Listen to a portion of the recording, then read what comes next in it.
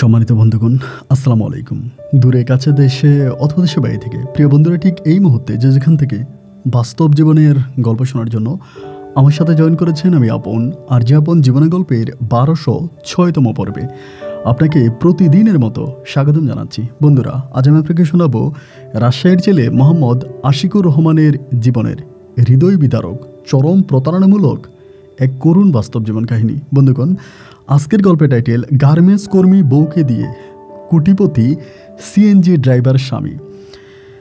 এই গল্পটা এরকম একটা গল্প, আমার কাছে কেন জানি মনে হয় যদি আমার ক্ষমতা থাকতো তবে প্রতিটা মানুষকে আমি বাধ্য করতাম আজকের এই আশিকের জীবনের গল্পটা শোনার জন্য। কারণ এই গল্পটা প্রত্যেকটা মানুষের জন্য আজকে একটা অ্যালার্ম মেসেজ হয়ে থাকবে। আমি আজকে দুপুরবেলা সারাদিন রোজা রেখে ক্লান্ত শরীর নিয়ে শুয়েছিলাম। দুপুর তখন প্রায় আপনার 12টার মতো বাজে। ওই সময় আমার এক ছোটো ভাই আমারে কল দেয়। ওর বাড়ি হচ্ছে খাগড়াছড়িতে, নাম হচ্ছে আলামিন, এবং কুমিল্লাতে একটা মেডিকেলে চাকরি করে। তাই দুপুরবেলা ফোন দিয়ে খুব ইমোশনালি কথাবার্তা বলতেছে, মানে লাইক একটু কান্নাকাটি করতেছে। আমি জিজ্ঞেস করলাম কী হয়েছে, আমার কাছে বল। তা বলতেছে, ভাই একটা মেয়ের সাথে আজকে 6 মাস ধরে রিলেশন। হ্যাঁ, মেয়ের বাড়ি হচ্ছে আপনার নারায়ণগঞ্জে, এবং ওই মেয়ে আমাকে অনেক ভালোবাসে, আমি মেয়েকে অনেক ভালোবাসি। মেয়ে ক্লাস 9-এ পড়ে। এখন মেয়ের পরিবার মেয়েকে বিয়ে দিয়ে দিচ্ছে। মেয়ে আমাকে বললো আমার পরিবারকে নিয়ে যাওয়ার জন্য। তো আমি আমার পরিবারকে বলছি, আমার পরিবার রাজি হয় না। তাই আমি বললাম ভালো কথা, তো ঠিক আছে, পরিবার যেহেতু রাজি হয় না, আমি আছি, আমি যাব, বলো মেয়ের ঠিকানা কি। আমি বললো ভাই আমি তো মেয়ের ঠিকানা জানি না। তো আমি বললাম ঠিকানা জানো না, তা মেয়ে থাকে কোথায়? বলে ওইখানেই থাকে, নারায়ণগঞ্জেই থাকে, চক মার্কেট না কি যেন একটা কথা বললো। তাই আমি বললাম ভালো কথা, তো মেয়েরে দেখছো কখনো? বলে না, কখনো দেখি নাই। আমি বললাম কোনোদিন দেখা হয় নাই? বলে না, দেখা হয় নাই। তা আমি বললাম ঠিক আছে, মেয়েরে ফোন দাও, ফোন দিয়ে বলো যে আমি যাব, মেয়ের পরিবারের সাথে কথা বলবো। তা বলতেছে ভাই মেয়ের মোবাইল তো বন্ধ। কেন মেয়ের মোবাইল বন্ধ? তা বন্ধ কারণ হচ্ছে ও আমাকে বলছিল আমার বাবা মাকে নিয়ে যাওয়ার জন্য। আমি যখন বলছিলাম আমার বাবা মা যাবে না, তখন সে মোবাইল বন্ধ করে দিছে। আমি বললাম তাহলে মোবাইল বন্ধ? বলে হ্যাঁ, ও কিন্তু বলছে ও আত্মহত্যা করবে। ভাইয়া মনে হয় ও মরে গেছে। মানে খুব ইমোশনাল, মনে হয় ও মরে গেছে। আমি বললাম ভাই এই মেয়েটা 2 দিন পরে মোবাইলটা ওপেন করবে এবং ওপেন করে তোমাকে ডাকবে ঢাকায় যাওয়ার জন্য। তুমি কিন্তু ভুলেও এই মেয়ে ডাকে তার সাথে ঢাকায় দেখা করতে যাবে না। আমি সব মেয়েগুলোকে খারাপ বলছি না, কিন্তু বেশিরভাগ ক্ষেত্রে এই ধরনের প্রতারক চক্রগুলো আমাদের আশেপাশে ঘুরেফেরা করে। আর এই প্রতারণার ফাঁদে পড়ে আমাদের এই সমাজের আশিকের মতো অসংখ্য যুবকের জীবন চলে যাচ্ছে বিস্বাদের পথে, ধ্বংসের পথে। তাই সবাইকে অনুরোধ করবো শুরু থেকে শেষ পর্যন্ত রাজশাহীর ভাই আশিকের জীবনের করুণ গল্পটা আপনার প্রত্যেকে আমার মুখে শুনবেন, এবং গল্প শেষে আশিক ভাইকে আপনার মতো করে একটা মন্তব্য কমেন্ট বক্সে লিখবেন। ধন্যবাদ সবাইকে। সুপ্রিয় বন্ধুগণ, আসসালামু আলাইকুম। আমার নাম মোহাম্মদ আশিকুর রহমান, আমার বাড়ি রাজশাহী।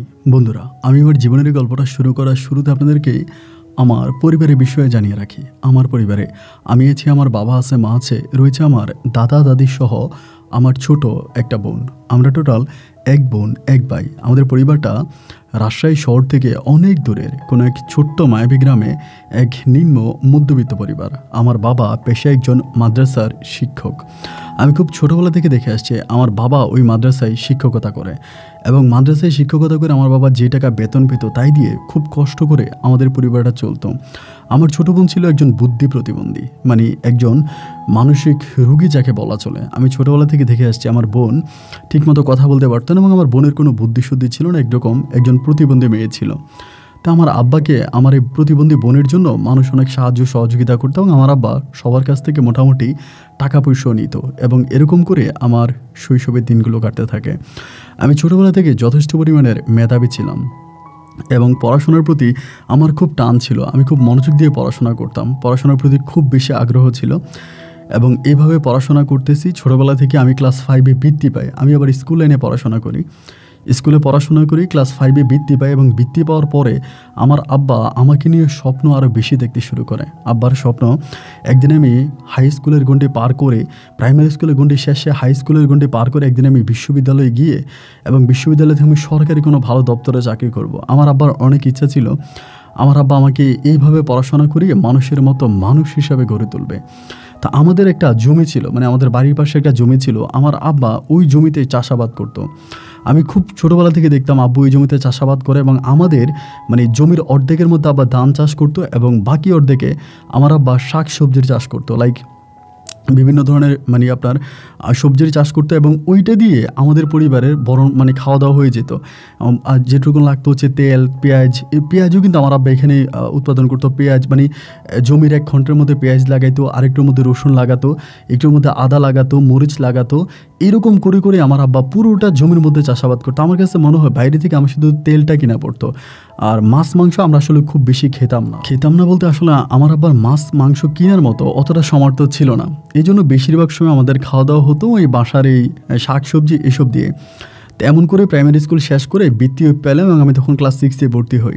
ক্লাস 6-এ আমি খুব মনোযোগ দিয়ে পড়াশোনা করতেছি এবং খুবই মেধাবী। আমি মোটামুটি অনেকটা ভালো মেধাবী ছিলাম, পড়াশোনা করি এবং এরকম করে সময়গুলো কাটতে কাটতে একটা পর্যায়ে আমি তখন এসএসসি পরীক্ষা দিব। তা আমাদের স্কুলে যত শিক্ষক শিক্ষিকা যারাই ছিল সবার অনেক স্বপ্ন ছিল আমি এসএসসিতে অনেক ভালো রেজাল্ট করব। এবং আলহামদুলিল্লাহ একটা পর্যায়ে আমি এসএসসি পরীক্ষা দিই, কিন্তু এসএসসিতে আমি ওই কাঙ্ক্ষিত রেজাল্টটা করতে পারি না। যেটা আমার টার্গেট ছিল ওই টার্গেট আমি ফিল আপ করতে পারি না, এবং টার্গেট ফিল আপ করতে না পারার পরে আমার মনটা একটু খারাপ ছিল। তা আমার আব্বু বলে, মন খারাপ করিস না, তো ঠিকমতো পড়াশোনা কর। তা আমি তখন চিন্তা করতেছি আমি মানে শহরে গিয়ে পড়াশোনা করব। মানে হঠাৎ করে আবার আমি এরকম একটা মানুষ ছিলাম, আমি যখন আমার আব্বার কাছে যা চাইতাম আমার আব্বা তাই দিত। মানে আমার চাওয়া কোনোদিন আমার আব্বা অপূর্ণ রাখে নাই। আমি যেটা বলতাম যে আব্বু আমার এটা লাগবে, আব্বু এনে দিত, আব্বু আমার ওইটা লাগবে এনে দিত। ঠিক যখন যেটা চাইতাম তখনই আমার আব্বু আমাকে এটা এনে দিত। তো পরে আমি আব্বুরে বললাম যে আব্বু আমি হচ্ছে শহরে গিয়ে পড়াশোনা করব, আমার এখানে পড়াশোনা করতে ভালো লাগে না, আমি ঢাকায় পড়বো। মানে এমন করেই বলতেছি। মানে ঢাকায় যারা পড়াশোনা করে টিভির মধ্যে এদেরকে দেখি, এরা চশমা পরে থাকে, ঢাকা শহরে মানুষ আমার কাছে অনেক ভালো লাগে। মানে আমার কাছে জিনিসগুলো অনেক ভালো লাগতো। তো আমি আব্বুরে বললাম যে আব্বু আমি ঢাকা শহরে পড়াশোনা করব, আমি আর গ্রামে পড়বো না। গ্রামের স্কুল থেকে এসএসসি পরীক্ষা দিছি, এবার আমি ঢাকা থেকে কলেজে ভর্তি হব। আমার আব্বু তখন আমার বললো, তুই যে ঢাকায় গিয়ে কলেজে পড়বি, এখন ঢাকার কলেজে পড়তে হলে তো অনেক টাকা লাগে, আমি কি তোর এই টাকা দিতে পারবো? আমি তখন ঢাকার করলাম যে না, আমি ঢাকার কলেজে পড়বো, তুমি যেমনি পড়ো আমার টাকা দিবা, আমি গ্রামে পড়বো না। মানে গ্রামে পড়াশোনা আমি আর করবো না, ডিরেক্টলি আব্বুকে বলে দিলাম। তো আমার আম্মু তখন বলতেছে, একটা মাত্র ছেলে, মেয়েটা তো পাগলই, এখন ছেলেটা যদি পড়াশোনা করতে চায় ঢাকায় গিয়ে, তাহলে আপনি তারা কষ্ট করে টাকা পয়সা ম্যানেজ করে দেন, ঢাকায় গিয়ে পড়াশোনা করুক। আর ঢাকায় পড়াশোনা করলে তো ভালো, আমাদের গ্রামে তো তেমন কোনো ভালো কলেজ নাই, ঢাকাতে তো অনেক ভালো কলেজ আছে। পরে আমার আব্বু তখন এরকম করে বলতেছে, আচ্ছা ঠিক আছে, যদি ও ঢাকাতে পড়তে চায় তাহলে আমি আর কি আর করবো, আমরা না হয় একটু কষ্ট করে ডাল ভাত খাবো, ওরে আমরা ঢাকায় পড়াবো, তাই ঠিকমতো পড়বি তো? আমি বললাম হ্যাঁ আব্বু, আমি ঠিকঠাক মতো পড়াশোনা করবো, আমি পড়াশোনায় কোনো করবো না, ব্যাঘাত ঘটাবো না, ভালোভাবে পড়াশোনা করবো। আমার আব্বু বললো আচ্ছা ঠিক আছে। তাহলে আমার আব্বু কথা বলতেছিল, এবং কথা বলতে বলতে আমিও তখন আমার মানে অনেক ফ্রেন্ড আছে যারা ঢাকাতে মানে ভর্তি হবে বা এরকম অনেকের সাথে কথাবার্তা বলে ঢাকার একটা সরকারি কলেজ থেকে আমি তখন ভর্তি হওয়ার নিলাম। পরে আমাদের এলাকার এক বড় ভাই আছে সাব্বির ভাই, ওনার সহযোগিতায় আমি তখন ঢাকার ওই সরকারি কলেজে ভর্তি হই। তো সরকারি কলেজে ভর্তি হওয়ার পরে আমি খুব ভালোভাবেই ওখানে ভর্তি হতে পারি, কারণ আমার সার্টিফিকেট অনেক ভালো ছিল, এসএসসি রেজাল্টটা মোটামুটি তুলনামূলকভাবে অনেক বেটার ছিল। পরে ওইখানে ভর্তি হলাম। ভর্তি হওয়ার পরে থাকার তো কোনো জায়গা নেই, কারণ ঢাকা শহরে আমাদের পরিচিত কেউই নেই, আমার আব্বার আত্মীয় স্বজনের মধ্যে ঢাকা শহরে কেউই নেই। কিন্তু এরপরে আমার আব্বু তখন আমাকে একটা মেস ঠিক করে দিল, কলেজের যে হোস্টেল হয় এরকম হোস্টেল আমাকে ঠিক করে দিল। আমি তখন ওই কলেজের হোস্টেলে থাকতে শুরু করলাম। তো বেশি দিন কলেজের হোস্টেলে থাকি নাই, ধরেন আপনার 20-25 দিনের মতো ছিলাম। বাট কলেজের হোস্টেলে অনেক সমস্যা দেখা দিচ্ছে, পলিটিক্যালি অনেক সমস্যা দেখা দিচ্ছে। এগুলো আসলে আমার পক্ষে নেওয়া পসিবল না। আমি একটু শান্ত স্বভাবী মানুষ, আমার এসব ভালো লাগে না। পরে আমি তখন বন্ধুবান্ধবের সাথে কথাবার্তা বলে একটা মেস ম্যানেজ করলাম, যে একটা মেসে উঠে যাব, এখানে আর আমি পড়াশোনা করব না। দেন আমি তখন একটা মেস ম্যানেজ করে একটা মেসে উঠে গেলাম। তো মেসে থাকতেছি, আমরা তো 4 জন থাকতেছি, বাট ওই 4 জনই হচ্ছে খুবই সিনসিয়ার, যে যার মতো করে, কেউ কারোর সাথে খুব বেশি কথা বলে না। আমরা যদিও 4 জন একই রুমে থাকি, বাট মনে হয় না যে একজন আরেকজনের সাথে প্রতিদিন অন্তত একবার করে হলেও কথা বলি। আমাদের একজন বুয়া আছে, উনি আসে রান্নাবান্না করে দেয় এবং আমরা খাওয়া দাওয়া করি। একজন বড় ভাই আছে, উনি হচ্ছে হিসাব করে, টোটালি 4 ভাগ করে মাস শেষে, এবং 4 ভাগ করে যে টাকা বিল আসে ওই টাকা তখন প্রত্যেকেই দিতাম। তো আমার আব্বু তখন আমাকে বাড়ি থেকে টাকা পাঠাইতো। আব্বুর খুব কষ্ট হইতো আসলে আমাকে টাকা পাঠাইতে, অনেক কষ্ট হইতো। আব্বু অনেক কষ্ট করে টাকা পাঠাইতো। আমি বুঝতাম যে প্রতি মাসে আব্বু কারো না কারো কাছ থেকে ঋণ করতো, এবং ঋণ করে তারপর টাকা পাঠাইতো। এরপরে মাসে আব্বু বেতন পাইলে ওই ঋণ পরিশোধ করে ফেলতো। আবার আব্বু আমাকে তো টাকা দিতে হবে, তা আরও অন্যের কাছ থেকে ধার করে দিত। যার কাছ থেকে ধার নিত তারে বলতো মাস শেষে দিয়ে দিব, ওরে মাস শেষে দিয়ে আরেকজনের কাছ থেকে তখন ধার নিত। এরকমভাবে আমরা টাকা পয়সা দিত। তো আব্বুর টাকা পয়সা আমি তখন ফার্স্ট ইয়ার থেকে সেকেন্ড ইয়ারে উঠলাম, এবং সেকেন্ড ইয়ার ওঠার পরেই মানে আমার ভিতর তখন কেমন জানি মানে সবাই মোবাইল ফোন টোন ইউজ করে, ওই সময় কিন্তু মোবাইল ফোন একদম হাতে হাতে আছে, বাট আমার কাছে মোবাইল ফোনটা নাই। আমার আব্বা আমার এক বড় ভাইকে ফোন দেয় মেসে, অ্যান্ড বড় ভাইয়ের নাম্বার দিয়ে আমি আব্বুর সাথে কথাবার্তা বলি। এগুলো আমার কাছে ভালো লাগে না, কারণ তখন কিন্তু ফোন একদম অ্যাভেলেবেল, মানুষের হাতে হাতে ফোন, অনেক দামি পণ্য না, ফোন কিন্তু তখন খুব সস্তা। তা আমি তখন আব্বুরে বললাম যে আব্বু আমি একটা মোবাইল ফোন কিনবো, অ্যান্ড্রয়েড একটা ফোন কিনবো, আমার একটা অ্যান্ড্রয়েড মোবাইল লাগবে। আব্বু তখন আমার বলতেছে অ্যান্ড্রয়েড মোবাইল কিনে দিতে তো অনেক টাকা লাগবে, আমি এই টাকা কোথায় পাবো? তো শেষ পর্যন্ত আমার আম্মুর কিছু গয়না ছিল, মানে যেগুলো আমার আব্বার দেওয়া, এবং আব্বার দেওয়া ওই গয়নাগুলো আমার মা বিক্রি করে আমাকে টাকা পাঠায় ঢাকাতে, এবং আম্মুর ওই গয়না বিক্রির টাকা দিয়ে আমি তখন একটা অ্যান্ড্রয়েড মোবাইল ফোন কিনি। তা আমি এই ফোনটা মানে প্রথমে যখন কিনলাম, মানে আমি ফোনের প্রতি মানে খুবই অ্যাক্টিভ হয়ে গেলাম। মানে পড়াশোনা বাদ দিয়ে সারাক্ষণ ফোনের ডিসপ্লের দিকে তাকায় দেখে আরে বাপ রে বাপ, কি এক মোবাইল বানাই দিল, এটার মধ্যে আমি ঢোকার পর গোটা পৃথিবী দেখতে পাই, মনে হয় যেন আমার হাতেই গোটা দুনিয়া। আমি ইউরোপ দেখতে চাইলে দেখতে পাই, আমেরিকা দেখতে চাইলে দেখতে পাই, চাঁদের দেশ যদি আমি মানে দেখতে চাই, আমি চাঁদের দেশও দেখতে পারি। তো এই মোবাইল আমার হাতে থাকার মানে হচ্ছে গোটা বিশ্ব আমার হাতে, মানে গোটা পৃথিবী আমার হাতে, আমার কাছে এরকমটাই মনে হচ্ছে। তো এরকম করে তখন মোবাইল চালাইতেছি, মোবাইলে আমি তখন হচ্ছে মানে ভাইরাস অনেক হেল্প করে, অনেক সাথে মোবাইল মানে খুব বেশি মোবাইলে অলওয়েজ আমি অ্যাক্টিভ থাকতেছি। কলেজ যাচ্ছি, কলেজ থেকে আসার পরে আর কোনো কাজ নেই, সারাক্ষণ মোবাইলের দিকে তাকিয়ে থাকি, খাওয়া দাওয়া ঘুম সব কিছু বন্ধ, শুধু মোবাইল, শুধু মোবাইল, মোবাইল ছাড়া আর কিছুই বুঝি না। বাড়িতে ফোন দিলে বাড়িতে একটু 2-1 মিনিট কথাবার্তা বলি, এরপর আবার মোবাইলের মধ্যে অ্যাক্টিভ থাকি। এরকম করতে করতে আমি একটা ফেসবুক অ্যাকাউন্ট খুলি, ওই সময় কিন্তু ফেসবুক অ্যাভেলেবেল ছিল, বাট ফেসবুক অ্যাকাউন্ট খুলি। এবং ফেসবুক অ্যাকাউন্ট খোলার পরে আমি না ফেসবুকে ছবি পোস্ট করতে পারতাম না, মানে ছবি দিতে পারতাম না। এরপর আমার এক সিনিয়র বড় ভাই আছে, উনি দেখায় দিয়ে কেমন ছবি আপলোড করতে হয়।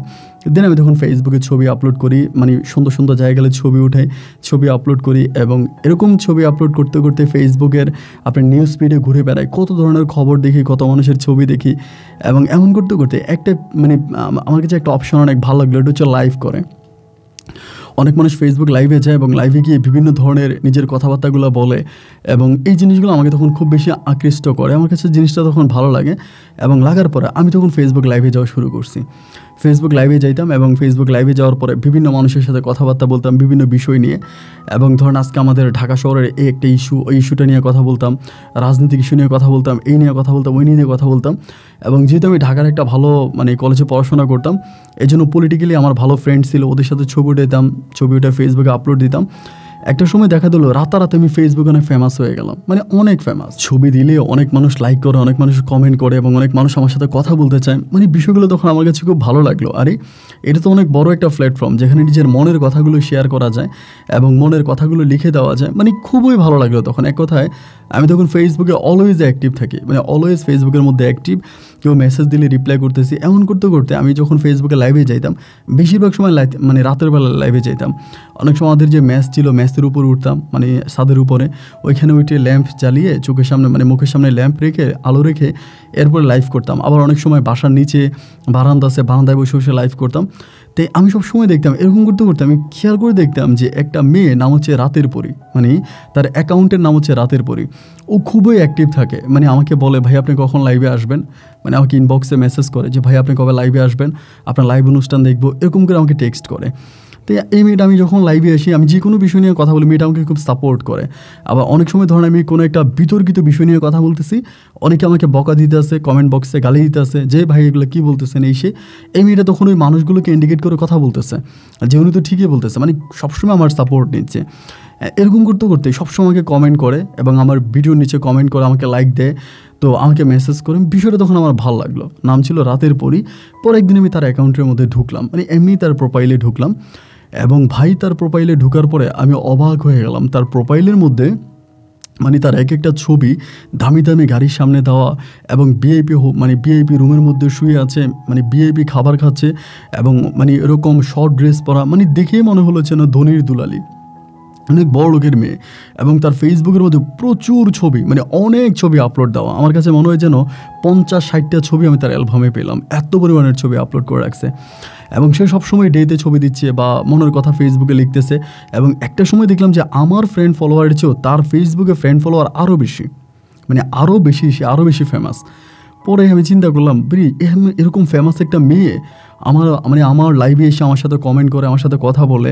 এবার আমি একদিন তার SMS-এ রিপ্লাই করলাম। ওভাবে কিন্তু তাকে কখনো রিপ্লাই করা হয় নাই, ও আমাকে অনেক মেসেজ করছে। আমি একদিন রিপ্লাই দিলাম লাইক আসসালামু আলাইকুম, এবং এটা লেখার পরে মেয়েটার সাথে সাথে রিপ্লাই করছে, ওয়ালাইকুম আসসালাম ভাইয়া, আপনি আমার মানে মেসেজে রিপ্লাই করছেন, ও মাই গড, সো থ্যাঙ্কস গড, এরকম করে বললো। পরে আমি বললাম যে আমি কি আপনার সাথে একটু কথা বলতে পারি? বলে হ্যাঁ, কেন না। এটা বলে সে নিজেই আমার কল দিয়ে বসছে। এবার আমি কলটা রিসিভ করছি, মানে রিসিভ করার পর ও যেন চিৎকার করতেছে, মানে মানে মানে অনেক এক্সাইটেড। আমাকে বলতেছে আমি না কখনো স্বপ্নও ভাবি না যে আমি আপনার সাথে কথা বলতে পারবো। আপনি জানেন, আপনি আমার দৃষ্টিতে এই দুনিয়ার হিরো। আপনার লাইক আমি সালমান খান, শাহরুখ খান, মানে যেরকম অনেকের অনেক ড্রিম থাকে না যে এই অ্যাক্টর অথবা ওই অ্যাক্টরের সাথে কথা বলতে পারলে ভালো লাগবে, মানে এরকম একটা ড্রিম থাকে না। আমার একটাই ড্রিম, আমি একটু আপনার সাথে কথা বলবো, এবং আপনি বিশ্বাস করেন আপনার সাথে কথা বলে আমি অনেক ভালো লাগতেছে আমার ভাইয়া। পরে আমি বললাম আচ্ছা ঠিক আছে। আমি আপনার ফেসবুকে ঢুকলাম এবং ঢুকার পরে দেখলাম আপনি মানে ফেসবুকের মধ্যে অনেক অ্যাক্টিভ একজন পার্সন, এবং আপনি আমার ছবি আপলোড করেন, আপনি তো অনেক সুন্দর। পরে আমাকে বলে না, আমি অতটা সুন্দর না ভাইয়া। আমি বললাম না, আপনি আসলে অনেক সুন্দর, আপনাদের বাসা কোথায়? পরে বলে ভাই আমাদের বাসা ঢাকাতে। তাই আমি বললাম আপনি কী করেন? বলে ভাই আমি কিছু করি না। আমি বললাম মানে কিছু করেন না মানে পড়াশোনা? বলে না, আমি পড়াশোনা করি না। আমি বললাম মানে আপনাকে দেখলে তো মনে হয় যেন অনেক সুন্দর বা অনেক শিক্ষিত, কথাবার্তা বলতেছেন অনেক সুন্দর করে। বলে ভাই আসলে আমার লাইফে অনেক কষ্ট আছে, তো এগুলা না বললে আসলে বুঝবেন না, ফোনে এগুলো বলাও যাবে না, আর এগুলো আমি কোনো কারোর সাথে শেয়ার করতে চাই না। আমি বললাম বারে, আপনি একটু আগে আমাকে বললেন যে আমি আপনার খুব মানে আমি আপনার কাছে অনেক বড় একজন পার্সন, এবং আপনি আমার সাথে কথা বলতে পেরে অনেক খুশি। তাহলে আপনার কথাগুলো আমাকে যদি না বলেন তা কার কাছে বলবেন? আপনি আমার কাছে বলেন, আমি শুনি। বলতেছে আপনি শুনলে, আপনি শুনতে যাচ্ছেন? আমি বললাম হ্যাঁ আমি শুনতে যাচ্ছি। আর আমাকে বলে আসলে আমি ছোটোবেলা থেকেই খুব হতবাগা, মানে অনেক দুঃখী একটা মেয়ে আমি। মানে আমি বললাম কী হয়েছে, আমাকে একটু খুলে বলা যায় না? বলে আসলে মূলত আমি যাদের বাসায় থাকি এরা আসলে আমার তেমন কেউ না, আমার মায়ের বান্ধবীর বাসায় থাকি। আমি বললাম কেন, আপনার মা বাবা কোথায়? বলে আমার আব্বা আম্মু নেই, ওরা সবাই ফ্রান্সে আছে। আমি বললাম ফ্রান্সে, তো আপনি যান নাই? বলে না, আমি অনেক ছোট ছিলাম ওই সময়, হচ্ছে প্রথমে আমার আব্বু যায়, এবং আব্বু গেলে পরে দেন হচ্ছে আমি তখন আমার একটু সমস্যা ছিল, আমার আম্মু আমাকে নিতে পারেনি, মানে শারীরিক একটু সমস্যা ছিল। তো আম্মু তখন পরে আমার আব্বুর সাথে ফ্রান্সে যায়। ফ্রান্সে যাওয়ার পর আমার আব্বু আম্মু ওইখানেই থাকে, এবং তারা মাঝে মাঝে দেশে আসে, আমাকে দেখে আমার সাথে কথাবার্তা বলে, বাট আমাকে কখনো নিয়ে যায় না। মানে আমি যেতে চাইলেও আমার আম্মু বলে ওই দেশে যেও না, ওই দেশের কালচার ভালো না, ওই দেশের মানুষ ভালো না, বাংলাদেশ ধর্মীয় দেশ, এখানে থাকো, এখানে থাকলে অনেক ভালো থাকবা, মানে এটা ওয়েস্টার্ন কান্ট্রির জন্য আমাকে নিতে চায় না, এগুলো আমার আম্মু আমাকে বলে। তো আমি ওকে একটা মাদ্রাসায় ভর্তিও করাই। আমি একটা মাদ্রাসায় ক্লাস 9 পর্যন্ত পড়ছিলাম। তো যেহেতু আম্মু নাই আব্বু নাই, মানে ওনাদের সাথে শুধু ফোনে কথা হয়, একটা পর্যায়ে আমি পড়াশোনা ছেড়ে দিলাম। আর পড়াশোনা ছেড়ে দেওয়ার পরে আমার এই আন্টি আমাকে পড়াশোনার জন্য খুব একটা ফোর্স করে না যে পড়তেই হবে, পড়াশোনা না করলে হবে না, এভাবে আমাকে কোনো কিছু ফোর্স করে না। আমার ভালো লাগলে আমি পড়াশোনা করি, না লাগলে না, এরকম মানে আমার স্বাধীনতা আমি চলাফেরা করি। আমি তখন বললাম বাহ, তাহলে তো ভালোই, কিন্তু আপনার আব্বা আম্মা তো অনেক রিচ, তাহলে তারা ফ্রান্সে থাকে? বলে হ্যাঁ আমার আব্বু আম্মা অনেক রিচ, এটা সত্য, তারা ওখানে কী করে আমি জানি না। পরে আমি বললাম আপনার কি আর ভাই বোন হয়েছে? বলে হ্যাঁ হয়েছে, আমার আরও 2টা বোন আছে, আমার একটা ভাই আছে, ওরা সবাই ফ্রান্সেই থাকে। আমি বললাম কি বলেন, আপনার বাকি ভাই বোনগুলো ফ্রান্সে থাকে, অথচ আপনার মা আপনাকে নিয়ে গেল না? বলে না ভাই, মনে হয় আমি সুন্দর নেই, জন্য আমাকে নেয় নাই। পর অনেকক্ষণ দিন তার সাথে আমি কথাবার্তা বললাম, এবং কথাবার্তা বলে আমার ভীষণ ভীষণ রকমের ভালো লাগলো। 1-2 দিন পরে মেয়েটা নিজে আমাকে বলতেছে যে আশিক ভাইয়া, যদি কিছু না মনে করেন একটা কথা বলতে পারি? আমি বললাম হ্যাঁ বলেন। বলে ভাই আমি কি আপনার সাথে একটু দেখা করতে পারি? মানে আমার না আপনার সাথে একটু দেখা করতে ইচ্ছে করতেছে। পরে আমি বললাম দেখেন আমি তো আসলে মানে আমার মেস আর আমার কলেজ ছাড়া আমি এর বাইরে কোথাও যাই না, এবং সত্যিকার কথা বলতে গেলে আপনি হাসবেন সম্ভবত, আমি এর বাইরে ঢাকা শহর আর কোনো কিছু চিনি না। পরে আমার বলতেছে ভাই আপনি আমার মতোই, আমিও সারাদিন ঘরেই থাকি। আমি বললাম কী বলেন, সারাদিন ঘরে থাকেন? তাহলে আপনি এত ছবি আপলোড দিচ্ছেন, এত ছবি পোস্ট করতেছেন, এগুলো কেমনি কি? বলেন না না, মাঝে মাঝে হয়তো ফ্যামিলির সাথে বাইরে যায়, আন্টির সাথে, আন্টির মেয়ে আছে ওনাদের সাথে বাইরে যায়, অ্যান্ড তখন হয়তো ছবি টবি তোলা হয়। আর এছাড়া আমি হচ্ছে খুব বেশি একটা ছবি তুলি না, আমি সারাক্ষণই ঘরের মধ্যেই থাকি, অ্যান্ড আমার অন্য কিছু ভালো লাগে না ভাইয়া। পরে আমি বললাম যে ঠিক আছে ফাইন, আপনি যদি আমার সাথে দেখা করতে চান তাহলে তো আমার কোনো আপত্তি নেই। তো কীভাবে দেখা করব? বলে আপনি যেখানে বলেন আমি সেখানেই যাব। আমি বললাম আমি যেখানে বলি সেখানে আসবেন? আমি তো শুনেছিলাম সবসময় ছেলেরা হচ্ছে মেয়েদের সাথে দেখা করতে যায়। ও বলে না, আমি একটু মানে উল্টায় গেলাম, আপনি একজন ফেমাস মানুষ, আপনি রাস্তাঘাটে হাঁটবেন, আমি আপনার সাথে দেখা করতে যাব। আমি বললাম আমি ফেসবুকে লাইভ অনুষ্ঠান করি, মাঝে মাঝে লাইভে 2-1টা কথাবার্তা বলি, এতেই আমি ফেমাস হয়ে গেলাম? বলে হ্যাঁ আমার দৃষ্টিতে আপনি ফেমাস, অন্যের দৃষ্টিতে আমি জানি না। পরে আমি বললাম ভালো কথা, আপনি আমাদের ক্যাম্পাসেই আসতে পারেন, ক্যাম্পাসে দেখা করি। বলে আচ্ছা ঠিক আছে ভাই, আমি তাহলে ক্যাম্পাসে এসে আপনাকে ফোন দিব, কালকে আসবো? আমি বলছি ঠিক আছে কালকে আসেন। এবং এরপরের দিনে এই মেয়েটা আমার সাথে দেখা করার জন্য আমাদের ক্যাম্পাসের সামনে আসলো, একটা গাড়ি নিয়ে আসছে, প্রাইভেট কার নিয়ে আসছে। আমাকে তখন ফোন দিলাম, তখন ক্যাম্পাসের ভিতরে। বলে ভাইয়া আমি তো ক্যাম্পাসের বাইরে আসছি, আপনি কি একটু আসবেন? তা আমি তখন বাইরে আসছি, আসার পরে দেখলাম যে মানে ও বললো যে সাদা একটা গাড়ির মধ্যে আছি, আপনি আসেন। তো এই সাদা গাড়ি দেখার পরে আমি একটু মানে কাছে গেলাম, গিয়ে দেখলাম যে গাড়ির মধ্যে বসে আছে। পরে আমি সালাম দিলাম, মানে গ্লাসটা খুললো, বাইরে ভাই অদ্ভুত রকমের সুন্দর। আমার কাছে মনে হয় আমি এত সুন্দর মেয়ে আর দেখি নাই। চুলগুলো কাটা কাটা, ওয়েস্টার্ন স্টাইলে চুল কাটা, এবং খুবই দামি পোশাক আশাক পরে আছে। আমার বলে গাড়িতে আসেন। আমি বললাম না, গাড়িতে যাব না, আমার এইদিকেই বসে কোথাও চলেন। বলে এটা কি রেস্টুরেন্ট? আমাদের কলেজের সামনেও হচ্ছে একটা রেস্টুরেন্ট ছিল, মানে চাইনিজ রেস্টুরেন্ট। আমি বললাম হ্যাঁ, এটা একটা চাইনিজ রেস্টুরেন্ট। বলে তাহলে আমরা এখান থেকেই বসতে পারি? আমি বললাম হ্যাঁ, এটা বসা যায়। পরে ওই মানে ড্রাইভারকে দিয়ে গাড়ি মানে ওই যে রেস্টুরেন্টের সামনে গাড়িটা পার্ক করলো, এবং পার্ক করার পরে আমার সাথেও মানে রেস্টুরেন্টে উঠলো। রেস্টুরেন্টটা ছিল দোতলায়, এবং দোতলায় গিয়ে আমি তার সাথে বসলাম। মানে আমি তার দিকে তাকাই আছি ভাই, আমার জীবনে আমি এত সুন্দর মেয়ে দেখি নাই। আমাদের ক্যাম্পাসে অনেক মেয়েরা পড়াশোনা করে, মানে এত কিউট না, ওর গালগুলো একদম ফুলা ফুলা টাইপের, অনেক বেশি লম্বা না, একটু মিডিয়াম শর্ট, মানে শর্টটাই বলা চলে, মানে মিডিয়াম, মানে যেটা আমার পছন্দ আর কি। আমার কিন্তু অনেক লম্বা মেয়ে পছন্দ না, মানে একটু শর্ট মেয়ে আমার ভালো লাগে, তো একটু শর্ট টাইপেরও, এবং চেহারাটাও খুব মায়াবী, অদ্ভুত রকমের সুন্দর। পরে আমি বলতেছি যে মানে মানে আমি তুমি করেই বলি, আমরা যখন হচ্ছে ফোনে কথা বলি তখনও আমরা অনেকটা তুমি করে চলে আসে, তুমি করেই সম্বোধন করি। তাই আমি বললাম যে তুমি এত কিউট, এত সুন্দর, তোমার আব্বা আম্মা তোমার কেমনি না দেখে আসো? বলে আসে তো আব্বা আম্মু 2 মাস পরে, 1.5 মাস পরে, এরকম করে আব্বু আম্মু মাঝে মাঝে আসে। তো আমার আব্বু আম্মু এরকমই মানে আসে মাঝে মাঝে, এসে আমাকে দেখে চলে যায়, বাট আমাকে নিয়ে যায় না। আমি বললাম কেন নিয়ে যাবে না কেন? বলে নিয়ে যায় না কেন ভাই, এটা তো আমি জানি না কেন নিয়ে যায় না।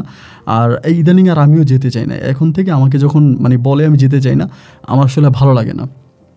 পরে আমি বললাম আচ্ছা ঠিক আছে, ভালো কথা।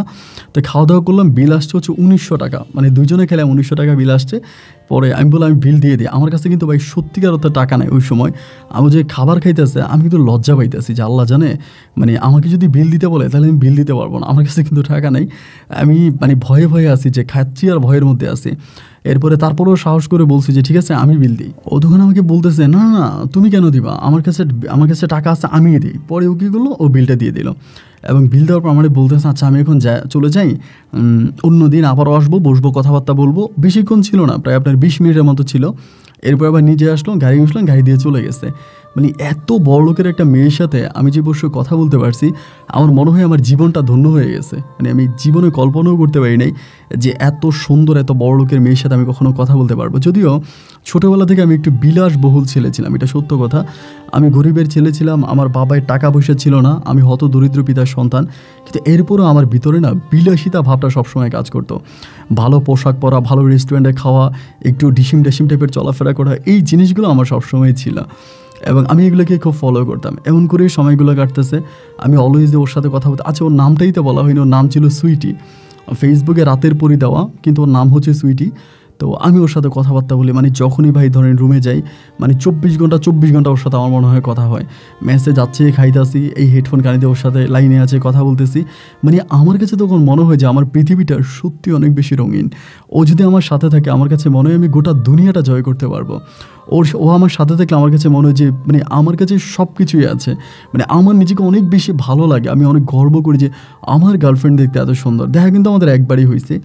এরপর ওর সাথে আমার ফোনেই কথা হতো। পরে আমি বলতাম, নিজেই বলতাম যে সুইটি আসো না একটু দেখা করি। ও আমাকে বলে যে না, বেশি বেশি দেখা হলে সম্পর্কের মধ্যে মানে হয়ে যায়, মানে প্যাকসা জমে যায়, এত বেশি দেখা করতে হয় না, কম কম দেখা করলে সম্পর্ক ভালো থাকে। ইচ্ছে করে আমার সাথে দেখা করতে চাইতো না। এরকম করতে করতে আমি ওর সাথে কথা বলতে বলতে, বিশ্বাস করেন, সেকেন্ড ইয়ারে মানে আমার মানে ফাইনাল পরীক্ষা, আমি সারাক্ষণ ওর সাথে কথা বলতাম। মানে ওর সাথে কথা বলতে বলতে আমি পরীক্ষা পর্যন্ত ফেল করি, মানে আমার 2 সাবজেক্টে ক্রস আসে। শুধু ওর সাথে কথা বলতাম। আমার যে সামনে পরীক্ষা দিতে হবে এই নিয়ে আমার কোনো মাথা ব্যথাই ছিল না। তো পরীক্ষাটায় ফেল করার পরে আমি অনেকটা ভেঙে পড়ি। বলতে আব্বা তো প্রতি মাসে টাকা পয়সা পাঠাইতে আসে, এবং এর উপরে আমি এভাবে ফোনে কথা বলতেছি। আমি মানে ফোনে কথা বলে পরীক্ষাটাও ফেল করলাম। এখন খুব বেশি খারাপ লাগতেছে ওই সময়টাতে। পরে আবার ভাবি, এটাও চিন্তা করি, মাঝে মাঝে আমি সুইটিকে এটা বলি যে সুইটি তুমি তো জানো আমার বাবা হচ্ছে গ্রামের একজন কৃষক, আমাদের তেমন কোনো টাকা পয়সা নাই, আমি হতদরিদ্র পিতার সন্তান। এখন মানে তোমার সাথে যে আমার রিলেশন হয়েছে, এই রিলেশনটার মানে শেষ পরিণত কী হবে আমি জানি না। আদৌ আমি জানি না যে আমি তোমাকে বিয়ে করতে পারবো কি না, বা তুমি আমাকে বিয়ে করবা কি না, আমাদের কখনো সংসার হবে কি না। এই সমস্ত কিছুই কিন্তু আমি জানি না, বাট একটা কথা বিশ্বাস করো যে আমি তোমাকে অনেক ভালোবাসি। আমি গরিব হতে পারি, তবে আমার ভালোবাসাটা অনেক ধনী। এগুলো বলো, ওর সাথে কথাবার্তা বলি। এমন করে সময়গুলো কাটতে কাটতে একটা পর্যায়ে আমার হঠাৎ করে বলতেছে, মানে আমি যখন পরীক্ষাটায় ফেল করি ওই সময়তে আরও বেশি কথা বলি এবং আরও বেশি কথা বলি। ও আমাকে আবার মাঝে মাঝে যেটা বলতো যে তুমি যে পড়াশোনা করতেছো এবং তুমি পড়াশোনা করে কী করবা, মানে তুমি কী করতে পারবা, তোমার ফ্যামিলি ব্যাকগ্রাউন্ড যেরকম, আজকাল বাংলাদেশের প্রেক্ষাপটে একটা ভালো চাকরি নিতে গেলে অনেক টাকার প্রয়োজন, অনেক বেশি টাকা দিতে হবে। কোথাও জব করতে যাবা, ওখানে টাকা লাগে অনেক টাকা।